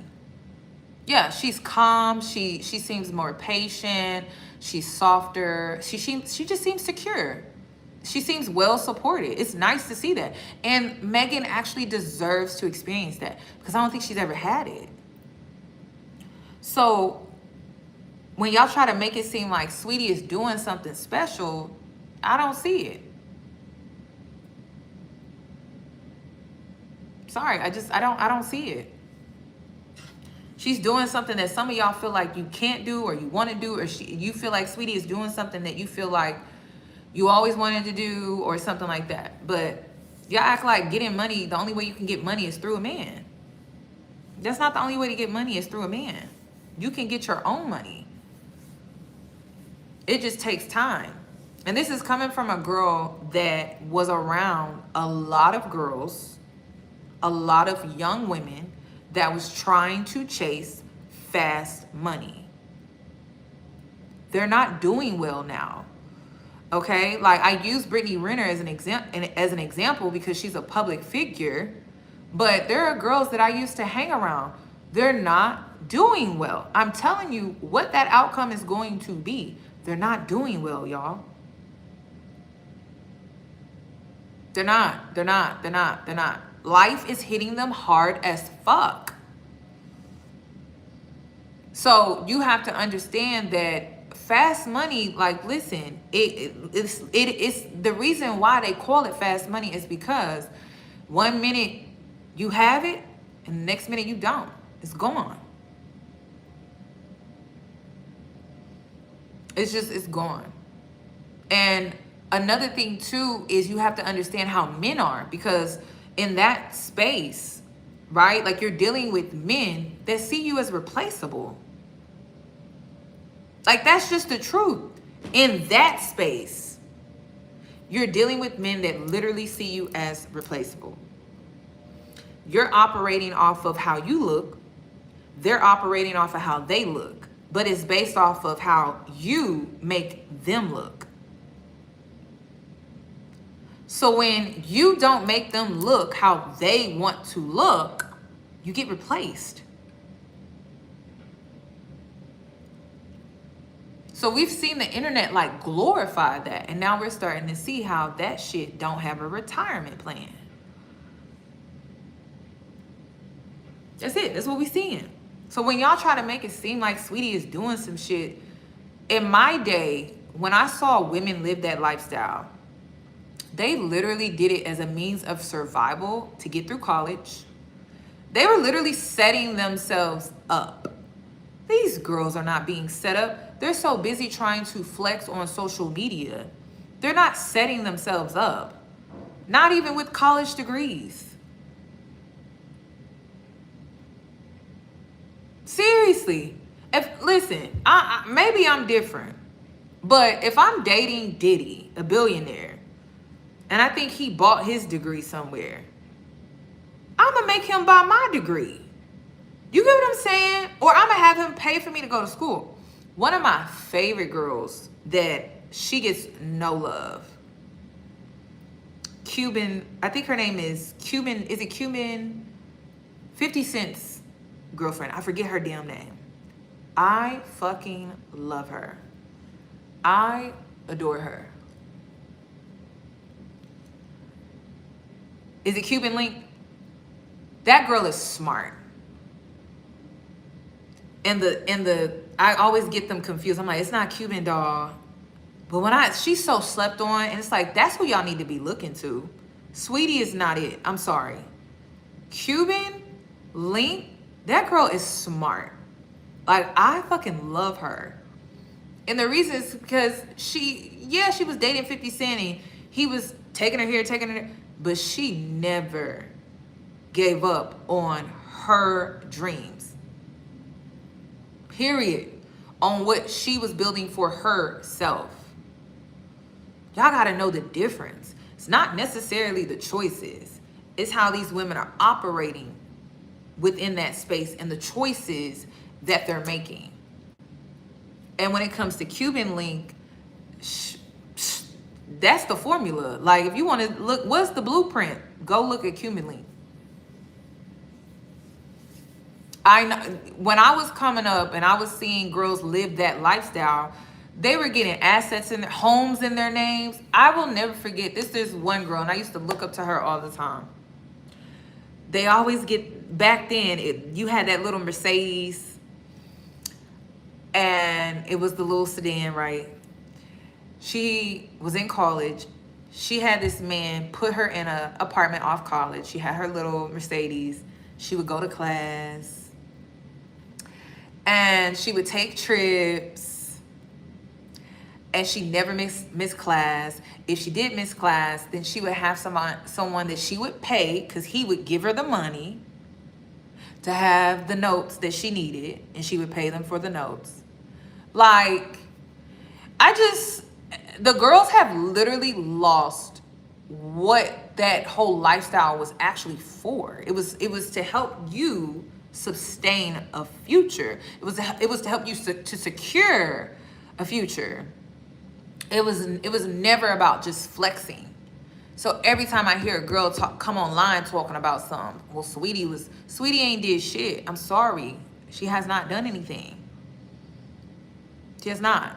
We'll check back in 10 years. And y'all have to understand, as a millennial, right? I've seen video vixens, girls who used to do that type of lifestyle and stuff like that, homelessness. Some of them are on drugs now. It's not a pretty sight to see. It's not, y'all. It's not a pretty sight to see. And some of them don't always end up like with the happily ever lifestyle. So it's like, as millennials, like, we've seen where it started and now we're seeing where it ends. And it's very rare, okay? Very rare. Like, you have like the Superheads of the world, right? But then you have the Melissa Fords of the world. You have the Cassies, right? Those are like very, very rare, okay? Very rare. I've seen more women. Oh, Buffy the Body too. She's another one. She got married and everything. But those are like very rare, considering all of the vixens and all, like, prime example, Pinky. She used to be an ex-corn star. Not a pretty sight at all.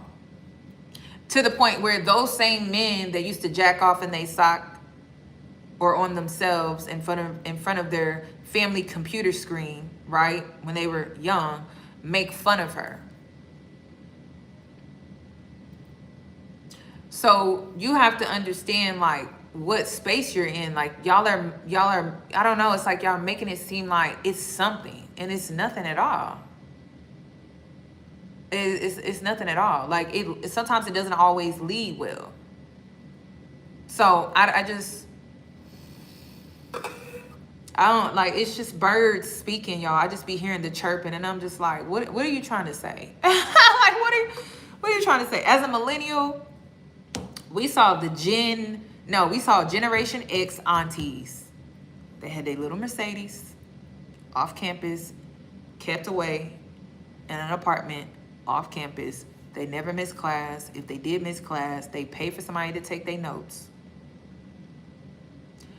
Whoever they was seeing or dating, would come visit her at her apartment off campus, or she would go visit him. They would travel. She would go back to class. She never stressed about money. Her nails were always done, hair always laid, and she always had a fly new outfit, and she never missed class. That's what us millennials saw. Y'all are trying to make it seem like y'all are doing something, and you're not. The blueprint was how they operated. And then once they graduated college, they made him buy a house. A little 3-bedroom, a little 3-bedroom house kept away, her name on it. She starts her job so she can afford the mortgage on her own. Like, women literally took that lifestyle and set themselves up. Women are now taking the lifestyle and they're setting themselves back. First of all, everybody know your business. You ruining your reputation. You're ruining any chances of you being able to actually settle down if you ever want to settle down, because you're just too loud with it because of social media. Seriously. We only saw sugar daddies that they dealt with from a photo. We never really saw him like that. We knew he was around because we knew she was getting money somehow, but we never really saw him like that. Y'all want to be seen with the sugar daddies now? It's crazy. Like, it's really crazy. I'm just like, the way the game was told to me, you and your sugar daddy are never seen together. The only time y'all seen together is on vacation. And those photos never made it to the internet because the internet never existed. So it's just, I don't know, it's like the girls think they doing something. It's like, y'all really got the game fucked up. Y'all have it like really fucked up, like seriously. And then y'all competing with the wives. Y'all competing with his other sugar baby. Like, it's just a mess. Like, it's a hot ass mess. And it's all because of likes and engagement for a fucking social media platform. That is it. I came up in a generation where you were quiet, you were low key, you knew how to keep your mouth fucking shut. Y'all don't know how to do that. Obviously, because Sweetie got women out here wanting to expose her. Like, one thing about me, y'all, I don't hang around women that always gotta have a camera out recording me. When I peep a woman that wants to record me if I'm enjoying myself and I'm drinking a little bit, I don't hang out with them no more. I don't do that. Why are you wanting to record me when I'm drinking? Like, that's weird to me. I don't trust women like that. So y'all keep saying, that's my friend, that's my friend. Friends look out. Friends are not pulling out their phones to record you when you're pissy drunk. Like, that's crazy. Then another thing too, when I'm around certain women and we're around certain men, right? We're not pulling out our phones to be seen with them. We just not. Like, private, and it's not that we are even doing anything wrong, right? We're just not pulling out our phones. We just not. Why? Keeps drama down, keeps the drama away, if there is any to be had. Because if you don't know, because men fucking lie, that's what they fucking do. They gonna lie. Okay? There's no case, there's no face, there's no nothing. And there have been situations where I've been with a guy and then I find out shit about him later. And I'm like, oh my God, what if I would have had him posted? What if I would have did this? What if I would have just had him in a background video or something like that? That's why I like, put the phones away. Like, that's another thing too. Just put the phones away. Because these men do lie. Like, they do. Like, I'll never forget when I first moved here to Houston, I always tell the story about how this man literally gave me his credit card. And he handed it to me. He said, get whatever you want. So I'm like, okay, I'm gonna get whatever I want. I get to the counter to pay, and I look at the credit card. His wife's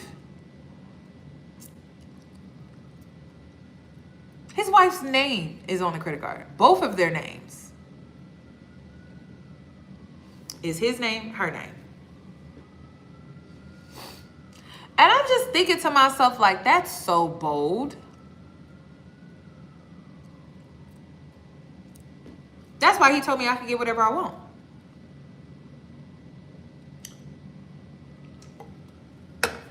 Do you think he introduced himself like, hey, I'm married? Hell no. So when y'all be so in a rush to pull out the phones and the cameras and doing all that extra shit, it's cringy to me. It's very cringy. Hell yeah. And when I use the card, I tip the service lady and I waited for a woman because I'm a girl's girl. I waited for a woman because there was a man. There was two men, and I was like, oh, I want her. You gotta keep that money flowing. So I'm dead ass, and so I waited for her. Girl, I gave her a fat ass tip. I sure did. I was like, okay. Then looked him, and then this is another thing. These men are crazy, y'all. So then he's like, oh, follow me on Instagram. So I go to his Instagram. This is the night after. And I'm looking, I'm like, wow, his wife is just right there, like on his page. He ain't even trying to hide her. So one thing I noticed with men that lead with their wallets, they tend to have wives. Just so you know. They whipping that shit out is to keep you quiet. So I was like, oh, okay. And this is when I first moved to Houston, coming from a smaller city, right? Moving to Houston, it's like, gotta adapt quick, because, I definitely believe his wife knows. You moving like that, so out in the open, yeah, his wife definitely knows, for sure. But I don't get myself involved in that type of stuff. It's messy. I don't got time for that. I don't got time for Shirley to be calling my phone about some raggedy ass man. And then I'm really big on, if you're not loyal to the woman that you signed a contract with the United States government, I would never trust you. So it's just like one of those situations where it's like, sir, this is over with. Yeah, they definitely expect for the mistress not to care. Oh, as long as he's paying for this, as long as he's paying for that. It's not that deep to me. I don't need men to get money. I know how to get money. Period. I know how to get money in a lot of different ways, and it don't ever have to involve a fucking man. Like, if you're smart, if you're intelligent, if you know how to use your brain, you can make money and you don't have to go through a man to do it, to get it. The smarter you are, right, working smarter lands you in a lot of different places. And that's why I'm trying to get the girls to understand. You don't have to like AI, okay? Hell, you don't like that fucking man. You sitting over there stroking his ego. You can't stand his ass. He bald, shriveled up, got man titties. He wants you to do all that weird, funny shit in the bedroom, and then you gonna turn your nose up at AI and learning AI?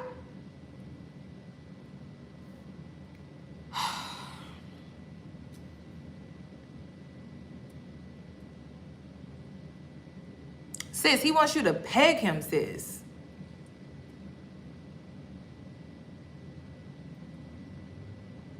He wants to piss on you, shit on you. And you're turning your nose up at AI and learning AI? That's what it come down to, right? That's what it really come down to, because I'm just like, so you draw the line here? This is what I'm saying. Like, this is where you drawing the line. Because, girl, that line should have been drawn long before AI. But, hey, we don't judge. Surviving, it's hard out here. I get it. But AI is where you draw the line? And that's why when I was listening to Glorilla the other day, I don't know what song it was. I think it's called I Love Her or something like that. And I think it's with T-Pain. And one of the lyrics, she said, oh, put your D in my mouth, get me to shut up or something.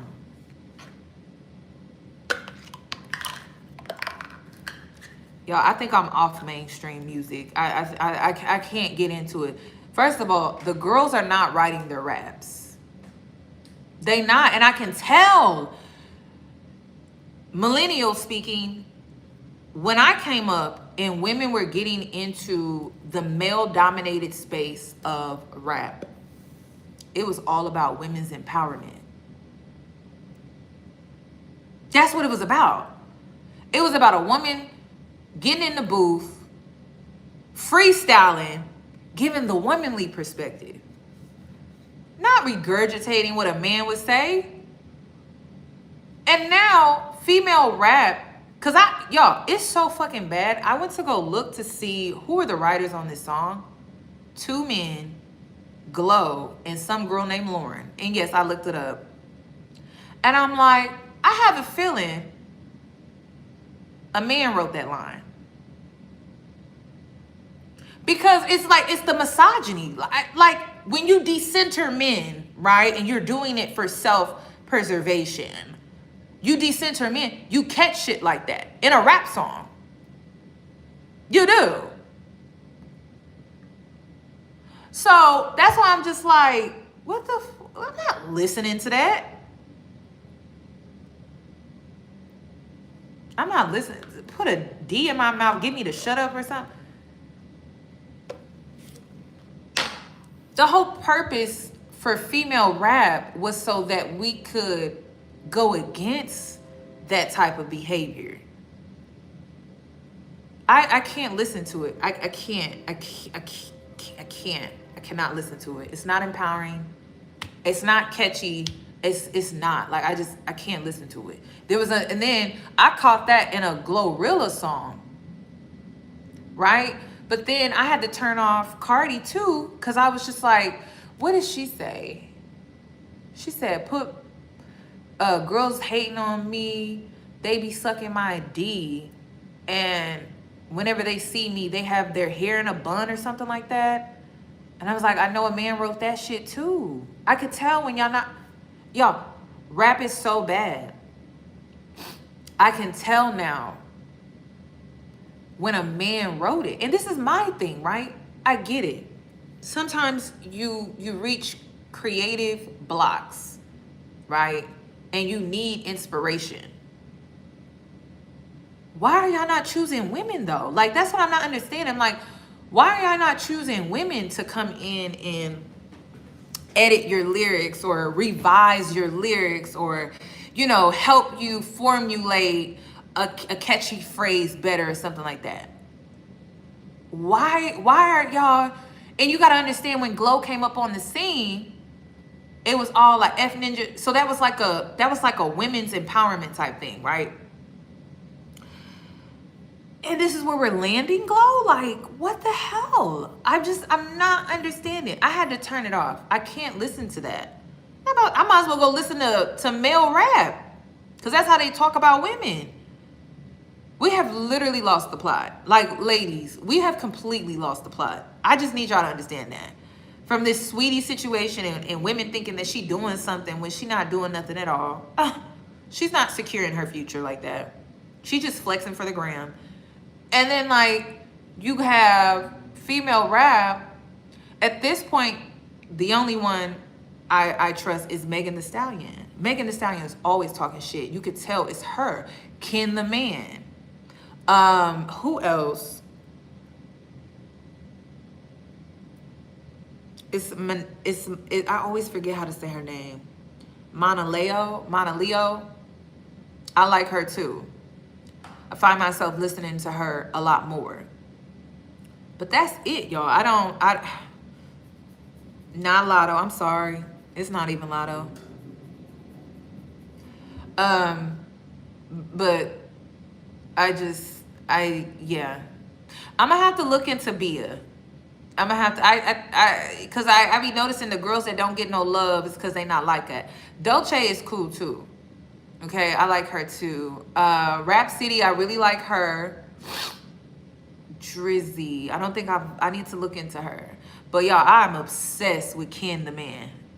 I'm obsessed with her. I love Ken the Man, y'all. Like, honestly, like that, she my go-to. She gonna say exactly how I feel. And I just love how she talks shit. I just love that. Tierra Whack is another one. I like her too. I did a video on her. She doesn't get that much love. But y'all, I ain't gonna lie, Ken the Man is the best. She's from Houston too. Like, I would actually go to her concert. You could tell she don't give a fuck. She don't give a damn. Baby Tay, I didn't really get into her. I would have to look into her too. But I'm gonna have, Ken the Man is my favorite. Princess Nokia, I like her too, but I haven't really heard from her in a while.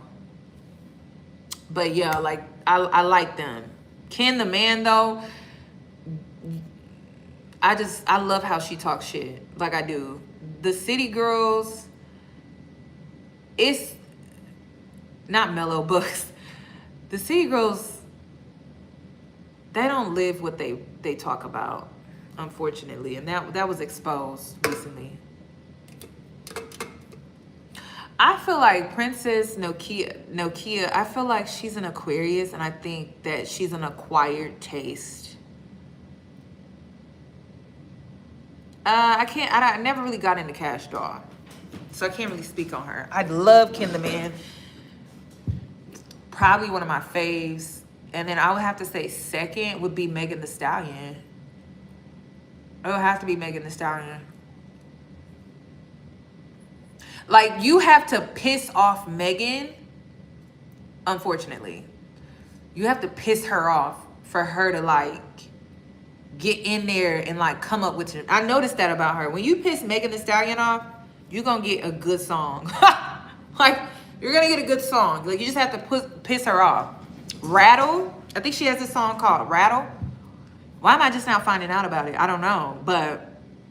you got to piss Megan off, and she going to get in there and she going to tell you how she really feel. And I really like that about her, because it's coming from a real place. Now, with me listing off all of these girls, no one is topping Nicki Minaj. I'm sorry. No one.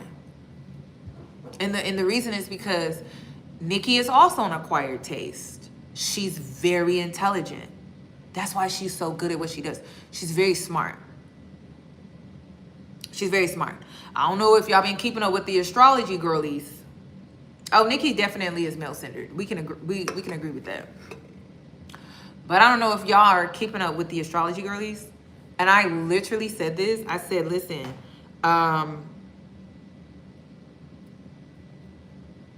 Stefan is going to do her worse.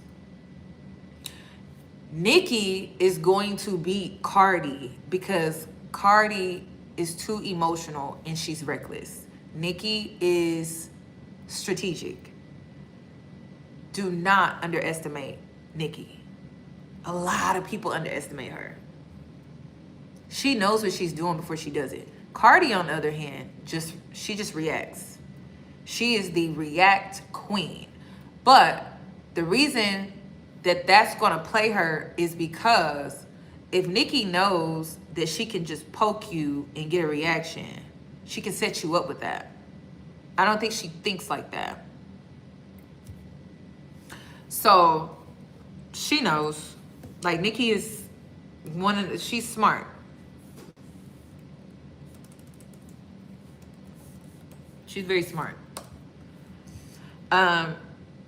Yeah, like Cardi is very reckless with her emotions. I've seen this a lot with Libras. Libras, when they are emotional, I can't really speak on the men. I feel like men are more avoidant. Like, the Libra males are more avoidant, but the women are more just emotionally impulsive. And they don't understand how people can easily set them up with that, because they know you're going to react. They know you're going to respond, and they know you're going to be emotional about it to where you're not thinking clearly. So that means you're not thinking at all, because you're being emotionally reckless and impulsive. And because of that, people can use that and weaponize it against you. That's why it's always best for you to have emotional discipline, because when you have emotional discipline, people can't play you. We have no emotional discipline, people can use that against you and play you. Who has Aries in her chart?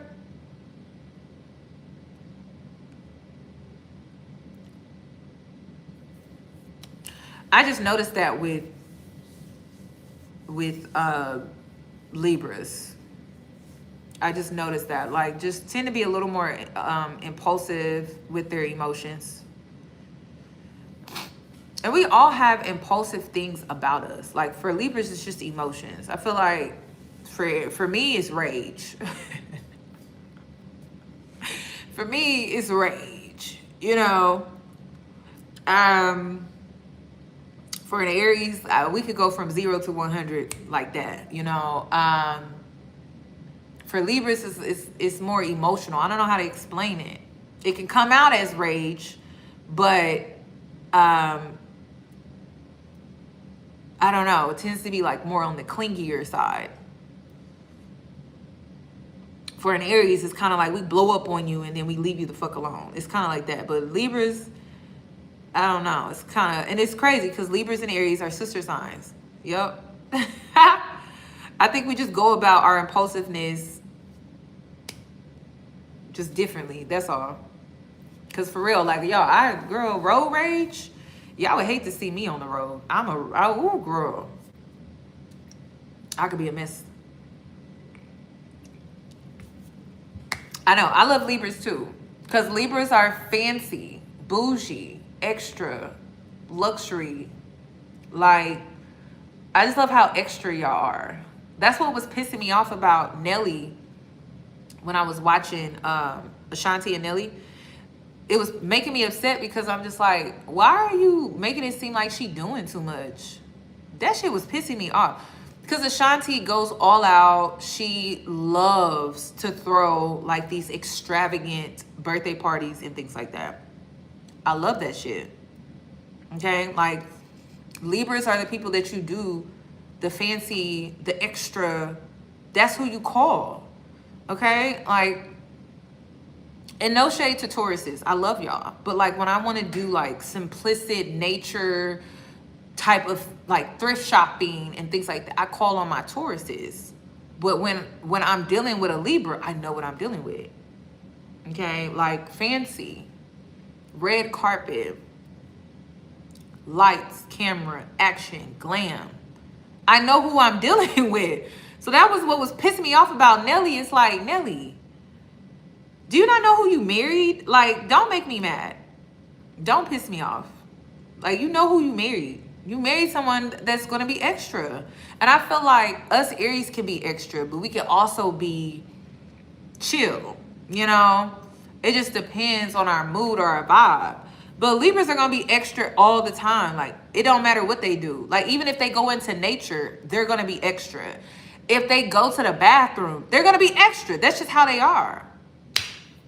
So Nelly was like really making me mad because I felt like at times he would make her feel bad for being like extra. And I'm just like, do you not know who you married? You was with this lady for how long before y'all separated? And then y'all came back and now you acting like you don't know who you married? It was really making me upset. I love how extra Libras are. They're great gift givers. They're very thoughtful. He was pissing me off. Like, I ain't even gonna lie. And then Ashanti was sitting down with LL Cool J's wife, who's an Aries. Because we like Libras. I don't think people understand. People don't get, I think it's a love language, and it's like people don't get it. So, I don't know. But it was really making me upset. What sign is Nelly? Because he was really making me upset.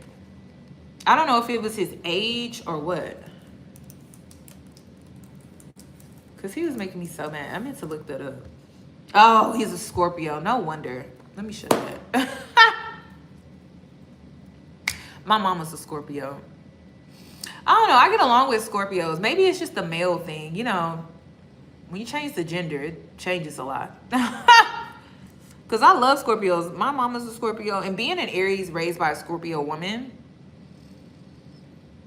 I don't know. It's just something about that. Scorpios have an edge to them, honey. Okay, like they have that. There's this spiciness about them. I don't know.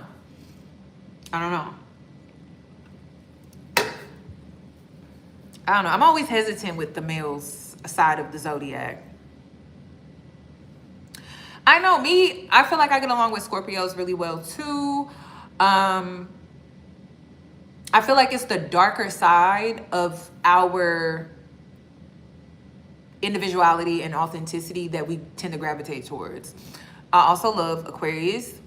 Currently, like, I feel like my Aquarius side is activating more. My Venus is in Aquarius. And what else? Shoot. My Saturn is an Aquarius. So I feel like that's why I attract a lot of Aquariuses to me as well. And oh my God, y'all, when I looked into Venus Aquarius, my style makes so much sense. I was like, oh my God. I never really noticed. I'm like, this is so me. Have you ever looked into your Venus to see how you should dress? That is so, I was like, wow, yeah. Like if you want to find your style, look in your Venus and look to see what they recommend for your style. I'm telling you, you're instantly gonna love it. Like I was like, wow. And it's so crazy how you already naturally dress a certain type of way anyway. Like you already naturally fit what, like, I don't know. I'm a visual person. So I was already doing these things, but it's like when you're able to recognize your style outside of yourself, it like just makes things come full circle. So it was like really, really cool.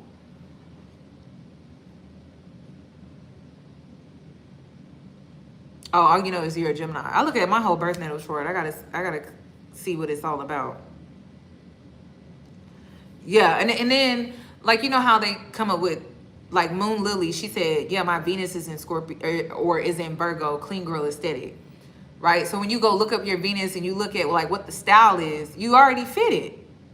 So it's not even that you're changing things about yourself. You're just like, oh, and I don't know. It's like they put these collages together on Pinterest.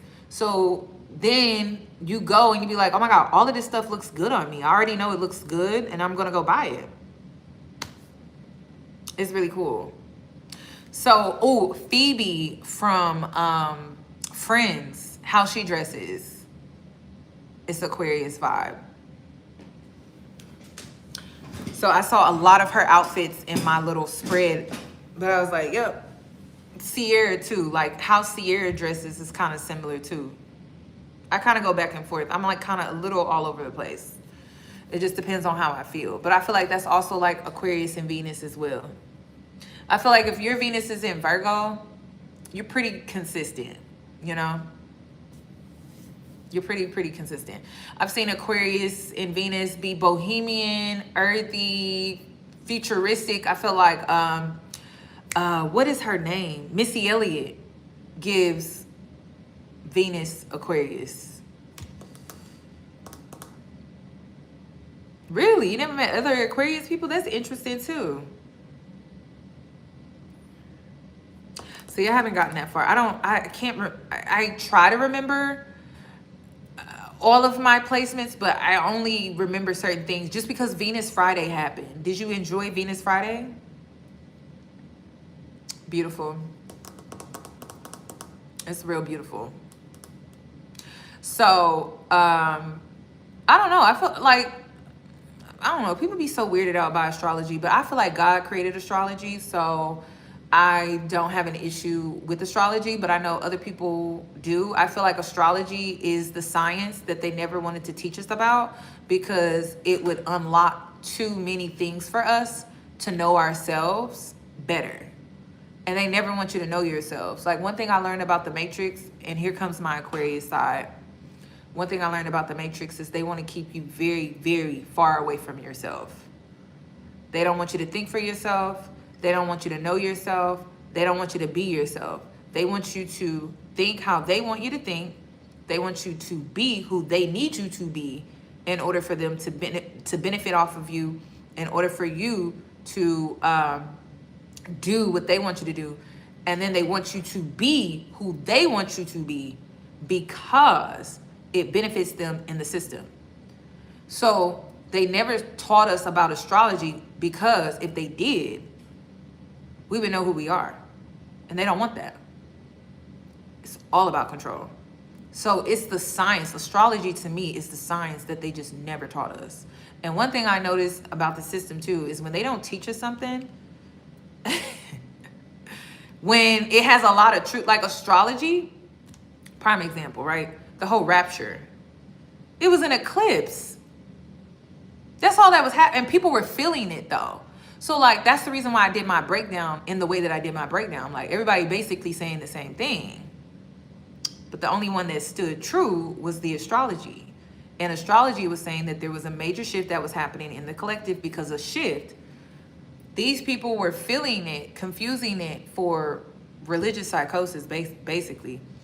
But it was real, it really did happen. And the only people that came out on the other side, and it was true, was the astrologers. You know, the same 3 wise men that followed the North Star. I mean, yeah. So those are the only ones that knew what the hell they was talking about, was the astrologers. That's why whenever I want to know what the fuck's going on in the cosmos and things are moving and shifting and shit, I already know who I need to go talk to. I done been through enough eclipse to where I feel it, and that's it. And you want to know what else? Oh, I just learned. The astrology girlies told me that Stefan Diggs is an eclipse baby. Cardi, you're in danger. Girl, you are in danger, girl. And you have a history with them Sagittarius. You need to get away from that man. You are in danger. Okay? I told you. I said, this is me just spiritually reading energy. I'm just reading energy. I looked at Stefan Diggs. I said, oh, this man gonna put her through way worse shit than what Offset did. Then the astrologers are like, he's an eclipse baby, and he's a Sagittarius, and Cardi has issues with all Sagittarius is. She don't get along with Sagittarius is, and it has something to do with some other placement that she has.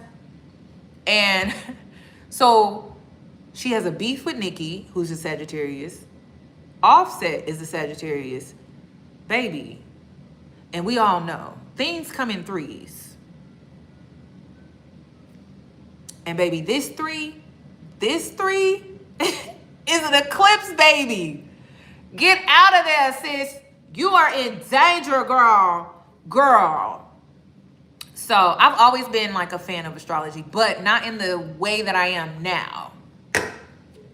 So, because I didn't understand. Like, I got teased because one week I decided, this was when I was in high school. Oh my God, JT too. Oh my God, that's awful. But by the way, I was in high school and I got teased because I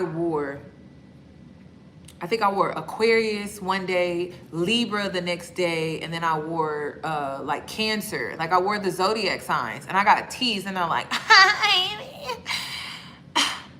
why are you wearing different zodiacs? Like, aren't you an Aries? I didn't even know I didn't even know that you could get teased for stuff like that. I was like, I just like zodiac signs. Damn. Cause apparently it's only cool to like your own zodiac, and you're only supposed to wear your zodiac sign. And when I say your zodiac, just your sun sign. I'm sorry, nobody told me like that was the rules. Y'all, I cannot stand people that create stupid ass rules, y'all. Like that shit really be pissing me off. And this is when I realized I'm not an alpha female. I'm Sigma. Do not get me, I'm not alpha. Do not come to me with that. I'm a Sigma. Sigmas, we are loners. All right? We're popular, but we're loners. People tend to follow us because they like what they see. They like the results. But we're not leading a pack. Like, we're literally off doing our own thing.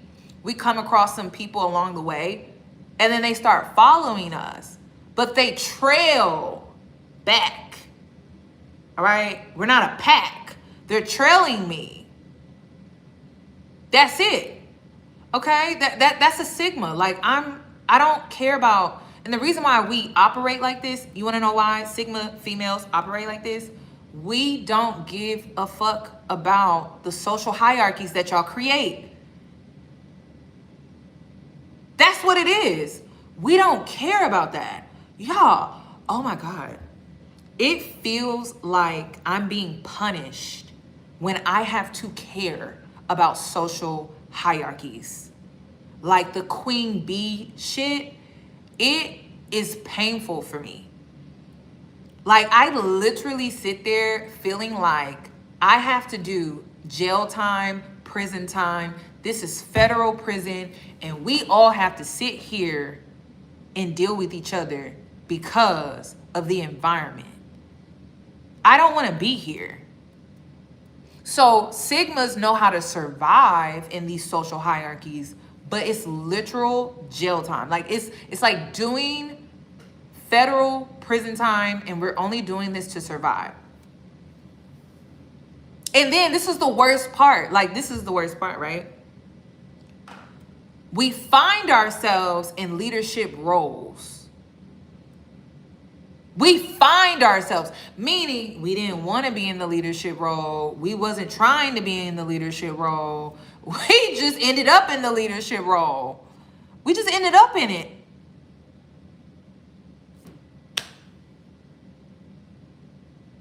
That's it. And we still don't even, and then how do we end up in a leadership role? Because we're not trying to keep up with the social hierarchies, we're like doing our own fucking thing. People see how we do our own thing and they're like, oh my God, I like that. Actually, I like that so much better than the alpha female and her queen bee crew that she got going on. I actually like that better. So then we end up falling into this leadership position that we didn't ask for.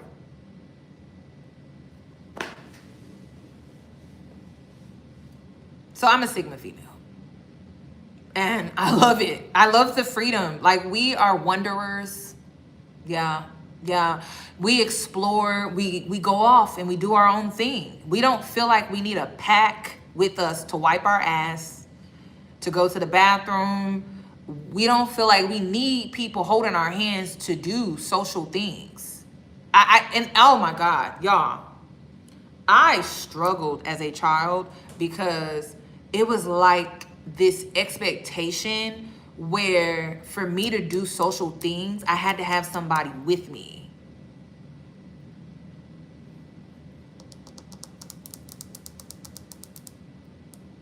I never understood it. And oh my God. And then you get labeled a mean girl because you're in your own world, right? Like, you exist in your own world. You don't exist in this social hierarchy bullshit world that they created.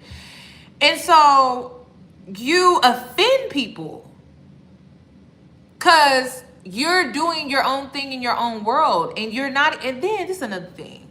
I had to learn this the hard way. People are always watching you. People are watching you, girl. Like, I used to be so delusional, y'all. I'm like, ain't nobody watching me. Ain't nobody care. Everybody watching. Like, what's she about to do next? Because we don't follow the rules. Like, we don't follow the social hierarchy rules that they follow. And then we get projected on so much because we're always doing our own thing and things tend to work out for us. And then, like, people project a lot. Like, you're not doing this right. And it's not even that we're not doing something right. It's just like we're not doing it the way that they were taught that they had to do it in order to be good or to be successful. And so, like, when we rebel against the status quo, then, like, people look at us like, first they judge, like, you're doing something wrong, then they copy. Yep. Then they start to copy. And then that's when the jealousy and stuff starts to come in, especially if they copy and it doesn't work for them. It's awful. And I had to come to this realization about myself, like,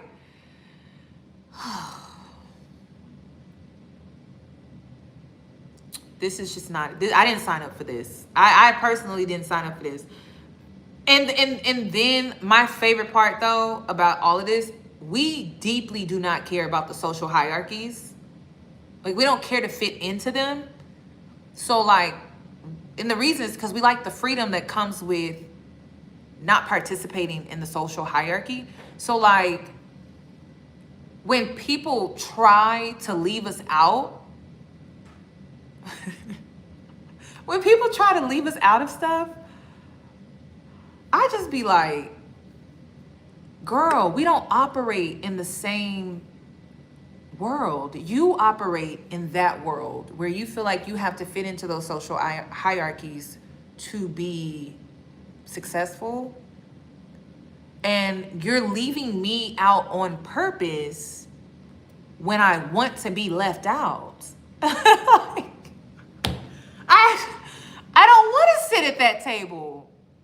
And then, like, oh my God, when I was a kid, y'all, I didn't sit at the same lunch table every day. Like, I was all over the place. Sometimes I sat with the cool kids. Sometimes I sat with the nerds. Sometimes I went to the fucking library. Sometimes I went to my car.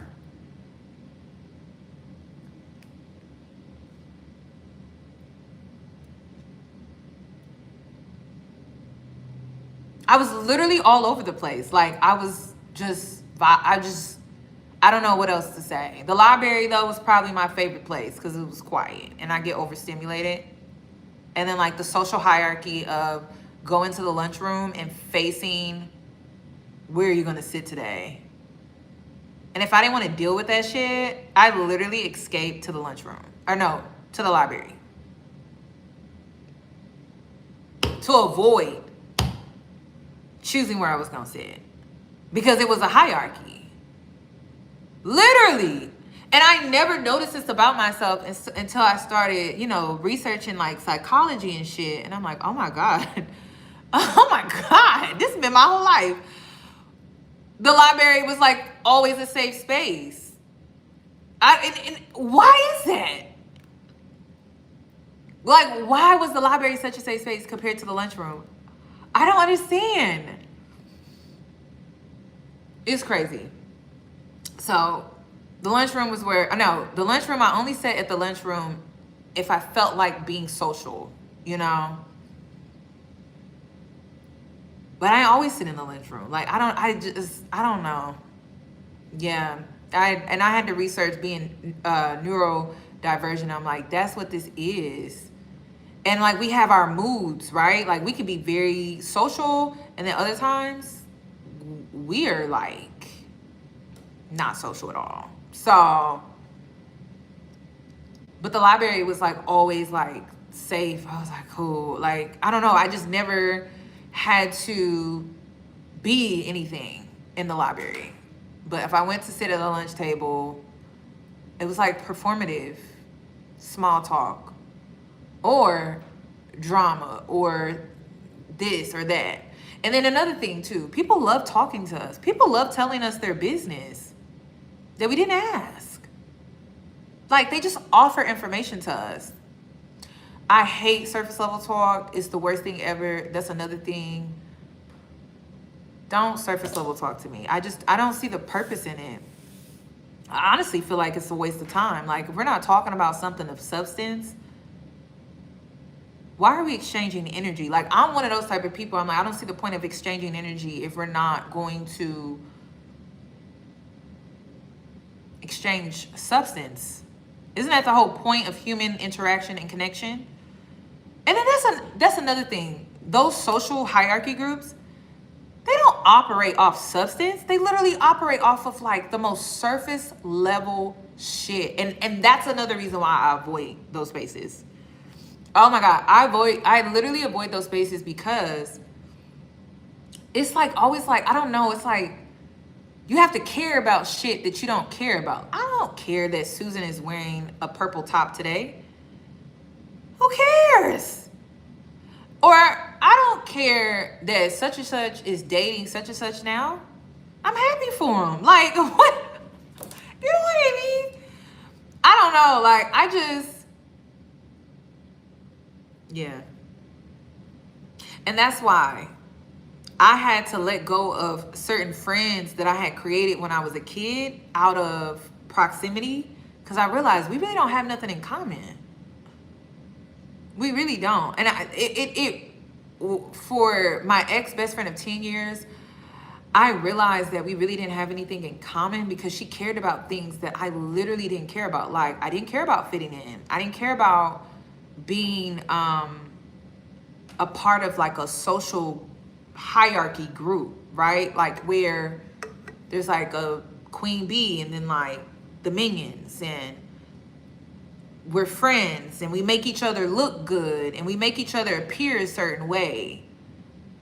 And I'm like, I don't care about being perceived that way. Like, and that's another thing. At the time, I did care about being perceived because I was still struggling with my self-esteem, but I didn't care to be perceived in the way that she wanted to. Like, she wanted to be seen like this well put together luxury. I have the car, I have the man, I have the friend group, I have the I'm nicely dressed. Like, she cared about all of that. And I never noticed it about her. I was like, the hell? Because when we became friends, our friendship wasn't about that. So I don't know what happened. I don't know if it was the city of Houston or what. But I was like, girl, I do not give a shit about that. And then what made our friendship painful towards the end was I was seen as popular, not on purpose, not because I was trying to be seen as popular. I just happened to be seen as popular. Because people, one thing about being neurodivergent is people think there's something interesting about us because there's so much mystery with us because we're not trying to fit in. So like when we hang around them in these like social hierarchies where they're participating in it and we're not, we tend to be like interesting. We tend to be very interesting to people. And so because I'm interesting to people, there's a popularity that comes with that. And then like she was the type where she was trying to fit in and be in that social hierarchy and to be seen a certain way. And she was seen as uninteresting. So here I am by default being seen as more interesting than her simply because I didn't care. And y'all, this is human behavior. Men are the same way. Like when you literally do not play into trying to get a man, that's when everybody wants you. Because now you're interesting. It's like, oh, so you're not trying to do this, and I'm not trying to do a damn thing because I don't care. And they see that as mysterious. They see that as interesting. They see that as alluring. The same thing with the social group, with the friend group. It's literally the same thing, y'all. It's just different genders, different social setting, right? Because the social hierarchy is to get the man, and the man is who you get because the man makes you look a certain type of way socially. But I'm the type that doesn't give a fuck about that shit, right? So then men find you to be more interesting because of that. Then when it comes to the social hierarchy with friendships and associates and things like that, I don't give a fuck about queen bee this or queen bee. I don't care. And listen, I could be cool with you and we can have a dope ass conversation, but I don't care to like be a part of your crew though. Like it will never go to that extent. And then, oh my God, we get labeled like, who does she think she is? The old me would be like, I just keep to myself. But the new me, I'm that bitch. So if you were like, well, who does she think she is? I'm that bitch that does my own thing. I'm not trying to do what y'all do. Like y'all do the same, and then they all do the same thing. That is so boring to me. And then that's another thing. They're so uninteresting. I'm sorry. They are.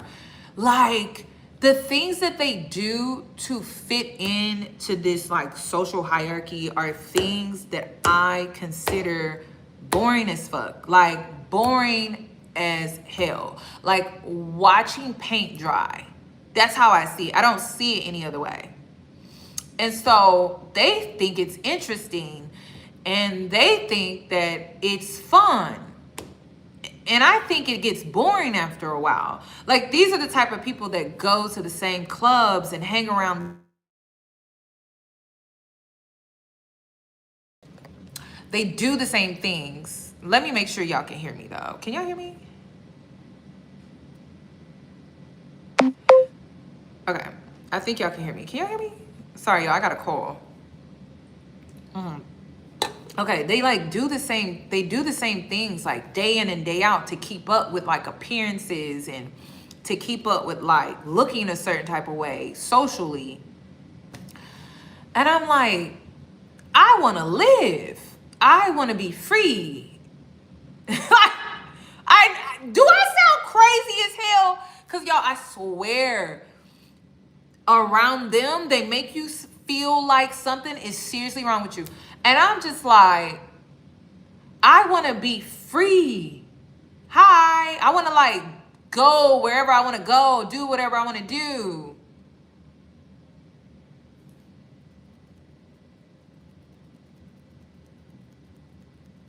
That's me.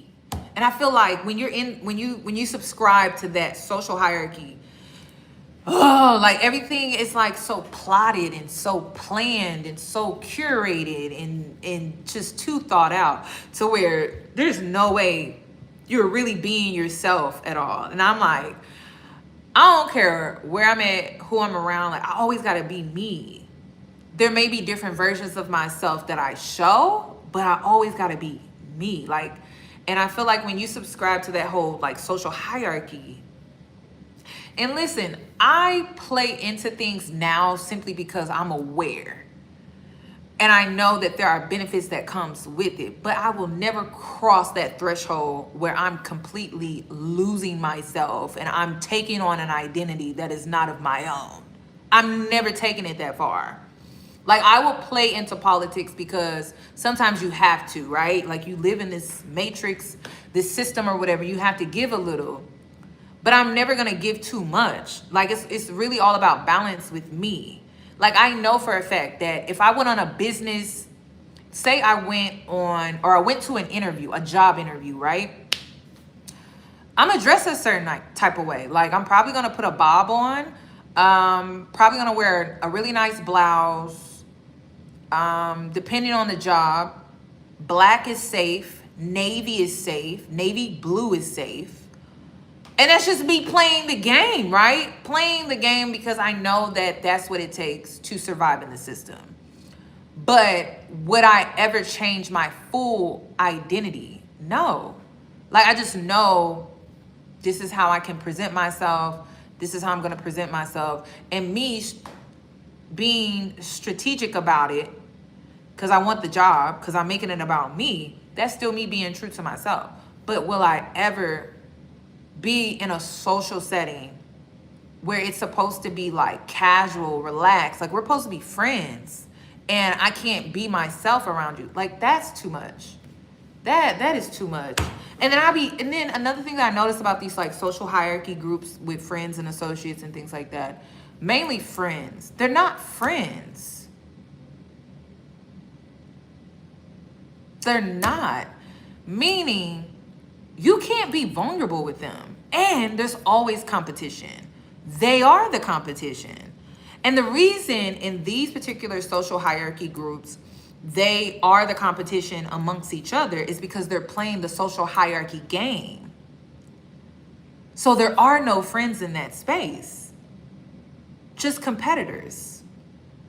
So they're not really friends. And that's another thing. That's when I started realizing, like, they talk about each other. They're always trying to outdo each other. And the reason why they're trying to outdo each other is because of the social hierarchy. The pyramid is to look and to live a certain lifestyle. So they have to compete with each other to get to that. So they're not really like friends. Some of them are not even compatible. They don't even have similar interests. They just hang around each other because it makes them look a certain way. And it's like, I'm the type of person where I believe in duality, right? You have those associates, but not friends. And I don't think people understand the difference. I don't think people understand that you have your friends and then you have your associates. And yes, like when you are associating yourself in certain spaces and things like that, if you're a resource, then I'm hoping you associate with other people that can be a resource to you and you're a resource to them. You know, I scratch your back, you scratch my back type thing. But you're not friends though, like you're associates. And that's okay. Friends is where substance bonds are nurtured. Associates is where you are all being strategic about what you're wanting out of life. It could be business. It could be opportunities. It could be resources. But when we say friends, that's where bonds, and like I said, that's where time, that's where investments, really deep-rooted investments, vulnerability is made and created. So I think people are like blurring the lines with that. But not only are people blurring the lines with associates and friends, people are blurring the lines with sex, work, and real commitments. I don't think people know that these are not lines that you can blur, because it only creates confusion. And when you're confused, you're housing disappointment, dissatisfaction.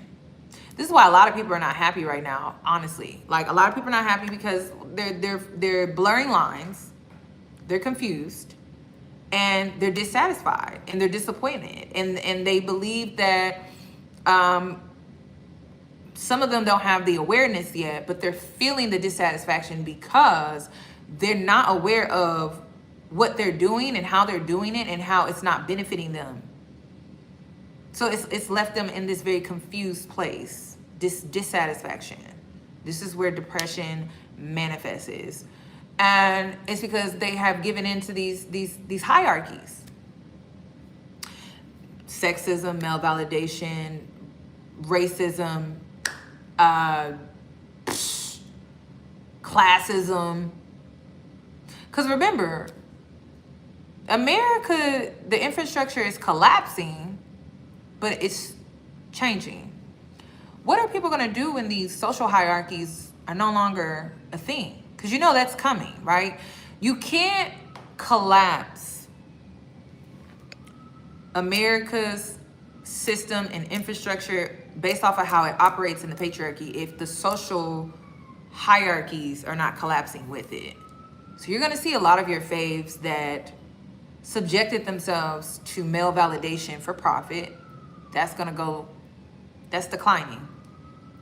You're going to see friendship groups crumble and collapse and separate too, because they gave into the social hierarchy. It didn't pay off well. And the reason it didn't pay off well was because they didn't expect for the American dream to be taken. So how are you competing? You're going up against, it's like running up a hill and you're not making any leeway at all. And it's because they just moved the goalposts. So those that subjected themselves to that like social hierarchy, feeding into like the American dream and looking a certain way, like that's all crumbling too, and the social hierarchy is coming with it. So you're going to see a lot of like friendship groups break up. I mean, they were already coming to an end, but with the climate of today, politics and everything that's going on, those relationships are going to come to an end too. The whole system is collapsing into change, and it's going to make a lot of people uncomfortable. It's going to make white people with white privilege. I keep trying to tell the spicy whites. It's not really the spicy whites I'm concerned with. It's them other ones. You know, the white supremacists.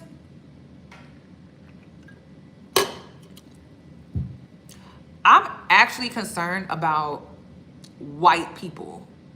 And the reason I'm concerned about them is because if you've kept up with Mount Everest, one thing I noticed, which was very interesting, I went down that rabbit hole crazy. One thing I noticed about white people is they don't really have struggles like marginalized groups have, okay? We are always fighting something. But white people don't really fight for nothing, really, because things are always handed to them. So they have to find purpose in activities. So like if you've ever noticed white people with money, they have to do those like extravagant ass activities that puts their lives in danger, like climbing Mount Everest. They have to go find purpose. Literally. That's why they always have those like extravagant ass activities. that puts their lives in danger. Like, the extreme sports are getting fucking out of hand, okay? Cave diving? Why? Why are you going cave diving? And it's because they don't know struggle. And they're trying to find purpose, and they feel like the only way they can have purpose is through struggle. Something us marginalized groups of people already deal with on a daily basis. So they do these like dangerous fucking activities, putting their lives on the line so they can feel that struggle, so that they can have purpose in life. Am I lying? That's why they do those extravagant ass extreme activities, y'all. That is what that is. So I'm watching this whole, y'all, it's literally nuts. Adrenaline junkies, great example. It is literally nuts. Like, I'm over there keeping up with all these people that climbed up Mount Everest. I'm watching this woman that has frostbite on her face. And she's like, I don't know, I'm going to make it. You know, it's getting tough every day. And I'm just like looking at this lady like, sis, you paid thousands of dollars to go up and climb up this mountain. And you didn't have to do that. Yes, like, y'all, it is awful. I don't know who this girl is. I actually followed her to keep up with her to see if she even makes it. Because I'm just like, why are you doing this to yourself? Like, you don't have to do this. You don't have to do this. But it clicked. As a black woman that was moisturized, rubbing my feet together in my bed, just sitting up watching this like it's TV, I'm like, oh my God, the reason she's doing this is because she's trying to find purpose. That as a white woman with blonde hair and blue eyes, where the world has been handed to her, she doesn't find any purpose in it. So she had to climb Mount Everest to feel that struggle, to have that purpose, to live another day. And here I am as a black woman, moisturized in my bed, rubbing my feet together, thinking like, damn, my purpose is the fact that I'm just fucking black.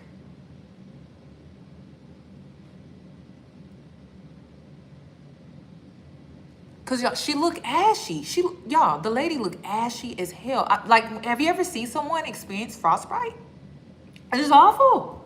I'm like, oh my, lips is cracked. It's, oh, girl. And you know, I don't do the cold.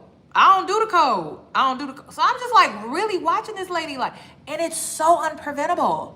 Like, girl, ashy.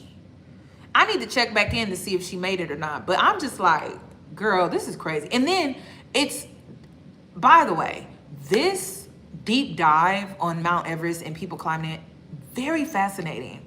Like, this year, I have really branched out into other topics outside of celebrity gossip. Like, I'm just so interested. The Burning Man, a lot of y'all, if you don't adapt to AI, that's how you gonna have to live, sis.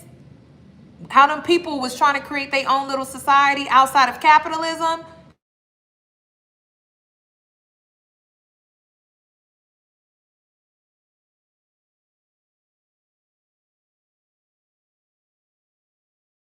I'm back. Okay, can y'all hear me? Can you hear me? I got another call. I don't know why I just don't turn that off. Okay, you can hear me again? Can you hear me? Okay, we good. So Burning Man is how, when y'all be like, oh, I'm not getting with the times,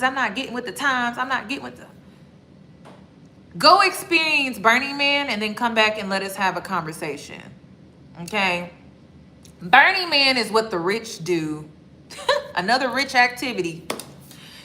Where they go out in the middle of nowhere in a desert and they create their own society outside of capitalism. It's a ritual to me. That's what it is to me. Because anytime you're using elements, okay, It's a ritual. Don't matter if you in the church or you out the church. You lighting candles, you using water, you're creating symbols. It's a ritual. So if you are like, I'm against AI, go to Burning Man and then let's have a conversation. Because that is how you would have to live. Which is very dangerous for women, by the way. Very, very dangerous. That's how you would have to live if you're trying to boycott AI, sis. That's why I'm like looking at people like, so you want to be homeless? And y'all need to look into what I'm saying about the brick cards in the UK, okay? If you don't give in to the digital ID that they're requiring, because it's going to be mandatory, you won't be able to live among us. You won't be able to grocery shop, sis. Because now, and I really think it has to do with things being more expensive. If you notice, I don't know, I've been noticing it here in Houston, but they have security now inside. Did y'all see?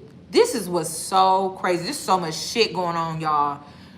But did y'all see how Burlington now, when you walk in the store, it's this big screen? Because I was in there trying to look for some muumuu dresses to wear around the house. And I said, Burlington, y'all doing way too much. Have you been to Burlington in a while? So like, I thought it was just so, Burlington? I'm like, this is so unnecessary. And then when I walked into Burlington's, y'all, you can't just walk right out. It's like they have you caged in. And then there's this big screen and it takes a photo of you, scans you or something. I'm like, what the hell is going on? I just came in here for some muumuu dresses. Like, y'all doing too much, for real. And so, not only did they have that big screen security scanner or whatever, then there was a security guard. So best to believe, those digital IDs, they're coming, y'all. And you will not be able to go into stores, grocery shop. You will not be able to go into stores unless you have that digital ID. It's going to be kind of similar to Costco's. And are you noticing that? That's another thing that people be like, I'm not for AI, but you going to Costco's? Because now they got that, y'all, because I was using my mama's Costco's card. Girl. So I was cool. Like, I was going into Costco. I've been using my mama's Costco's card for like 2 years. Two. I have a Sam's Club card and I had a Costco's card. My mama's Costco's card I was using, and then I paid for my Sam's Club card. But I was having the best of both worlds. So I was using my mama's Costco card. I've been using it for like longer than 2 years. Like, it's been 3 years or so. Go in, out, no problem. They put this big scanner. So I walked through and they're like, oh, we need your membership card. And I kind of like try to flash it. And then the lady scanned it. My mama's face just, boom, blew up on the screen. I said, oh, damn, they got me. And they're like, is your mother with you? No. So I had to go to Sam's Club. And I'm a miss Costco's, okay? Now I got to decide if I'm going to choose Costco's or if I'm going to choose Sam's Club, because it's just not feasible for me to have both. But imagine, I was like big as hell. If you've been to Costco's lately, big as hell. And you want to know why they started doing it? Because people were boycotting Target. And so people were boycotting Walmart. And so everyone started to go to Costco's. So then they put that big digital face recognition scanner up there. And so now I can't even just walk on through. Y'all, pissed. But I'm starting to notice more stores are doing that. It's not just Costco's. Cause y'all, I walked into Burlington's and I was like, this is Burlington's. This is Burlington's. What? Burlington's. I'm like, but it was giving Costco's. Just scanning, boom, huge. I was like, this is crazy. And you know, like when you go into Costco's, there's a one-way entry, right? That's the same way they have with Burlington's now. It's like one-way entry. You come in, it's this big scanner. It scans you, facial recognition, whatever. But you can't just walk. You can't just walk right out. Like you have to walk in and go around. It's girl for Burlington's. That's what I said. So I was like, damn. And so now when I go to the grocery stores now, they have security at the grocery store. They have security at Burlington's. They have security at Sephora. They got securities now. If you notice, they're starting to put security guards in like all of these just regular stores that normally didn't have security guards. The type of technology that they had in Burlington's, I would expect at a more high-end store, not Burlington's. Like Burlington's is like, and listen, no shade with Burlington's because I was in there to get some moo dresses, okay? Not too much on Burlington's, all right? I grew up on Burlington's, not too much. But I'm saying like it's Burlington, so the equipment, the technology that they had, I just wasn't expecting that. I was like, it was given tight. It was given tight security, top flight security. It was given a lot. Like it was really throwing me off. I was like, is this really necessary? That's what was given. Oh, you can have up to 2 people. See my parents. They own the same account, so you can get a separate card as your mom's account carries too. I'm gonna just have to pay her my membership fee. I'm gonna just have to pay her the annual fee. But I'm saying though, like they're really starting to crack down on these things. And I'm like, dang. And I don't know if people are just running in, running out. If it's like a tariff thing, I don't know if, I don't know. And then have you looked into Walmart? So now, okay, so I was wondering what was the holdup with Walmart not implementing Apple Pay? Like, why are we not able to just go into Walmart and just use Apple Pay? And the reason, y'all, they're taking off the price tags in Walmart. Look this up. They're taking off the price tags and they're now requiring you, if you shop at Walmart, to download the app. And that's where you find the pricing. And if you get to the register and you don't have the app, they'll just tell you what it costs. And the girls, the moms that are like, you know, the coupon ladies, like, you know, the women that be on it, they do not play about their coupons. They do not play when they go into Walmart. They know exactly what they're looking for. They've looked at the ads. They know what's supposed to be on sale. They know what deals they have running, and it's the reason why they went to Walmart. You know, Walmart always used to do that. If it's cheaper here, we'll reduce the price mess or whatever like that. I think they're getting rid of that completely, and now they're requiring you to download the Walmart app, and they're removing the tags so you can't price match. And so when you get up there and you don't have the app that's telling you the price, they can like change the price. They're doing it at Safeway? Oh, that's crazy. That's insane. Safeway was a good, like, oh my God. I used to love Safeway, y'all. Safeway, I still go to Aldi's. But Safeway and Aldi's back in the day when I was in my $600 2-bedroom apartment, I'm sorry, Gen Z. I'm so sorry. I'm so sorry.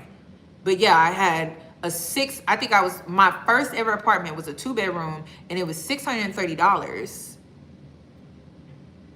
1 bath. I'm sorry.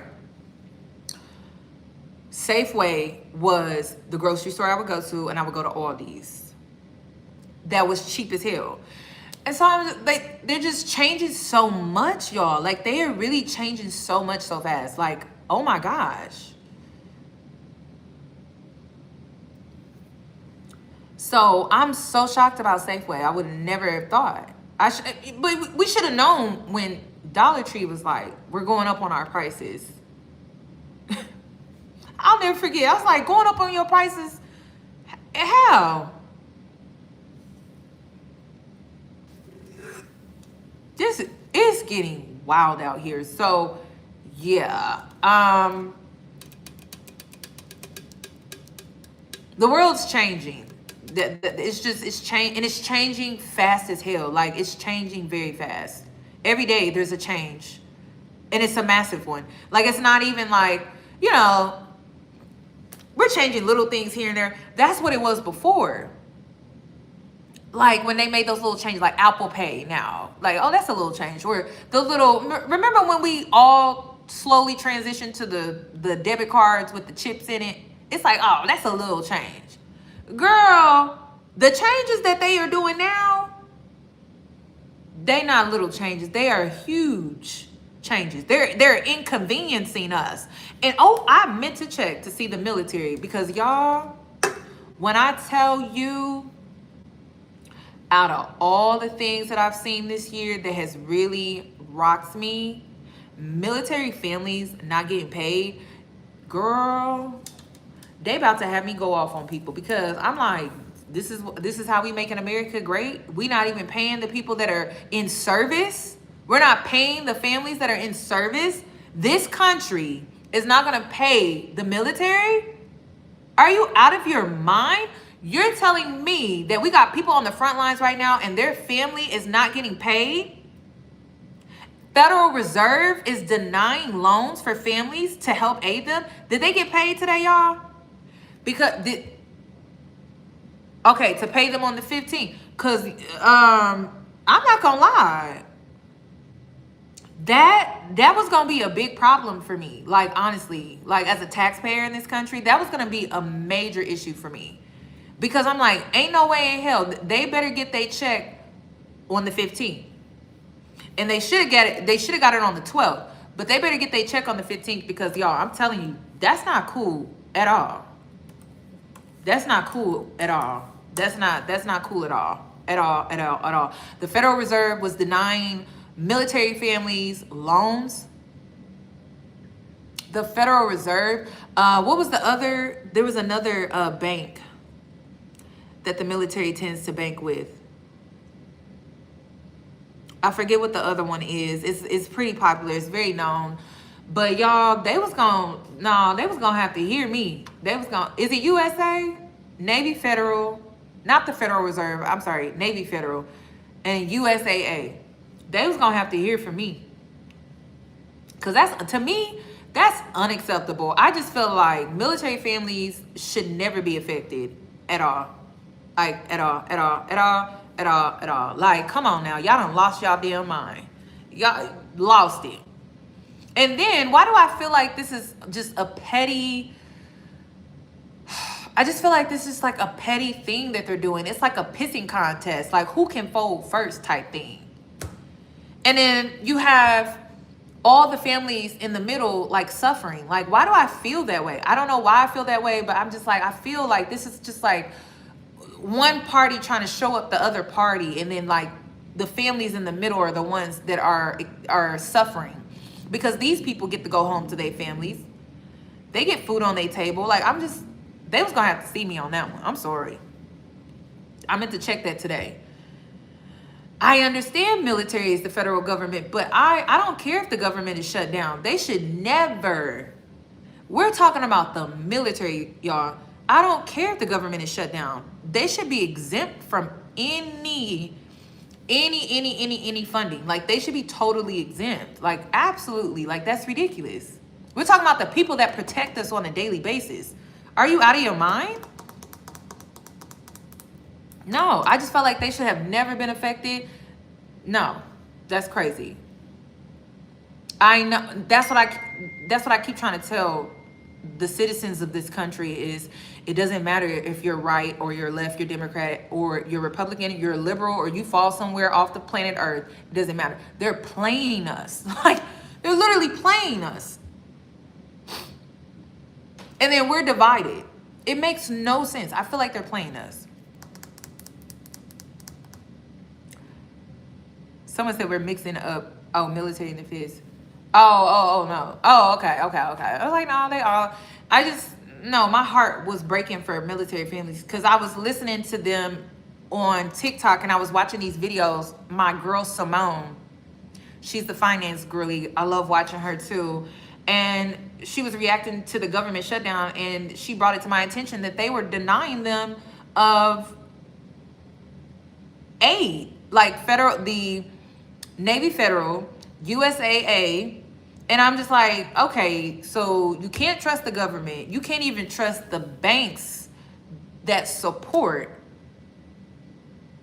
What are we doing? Like, what are we doing? And they were denying people. It was crazy.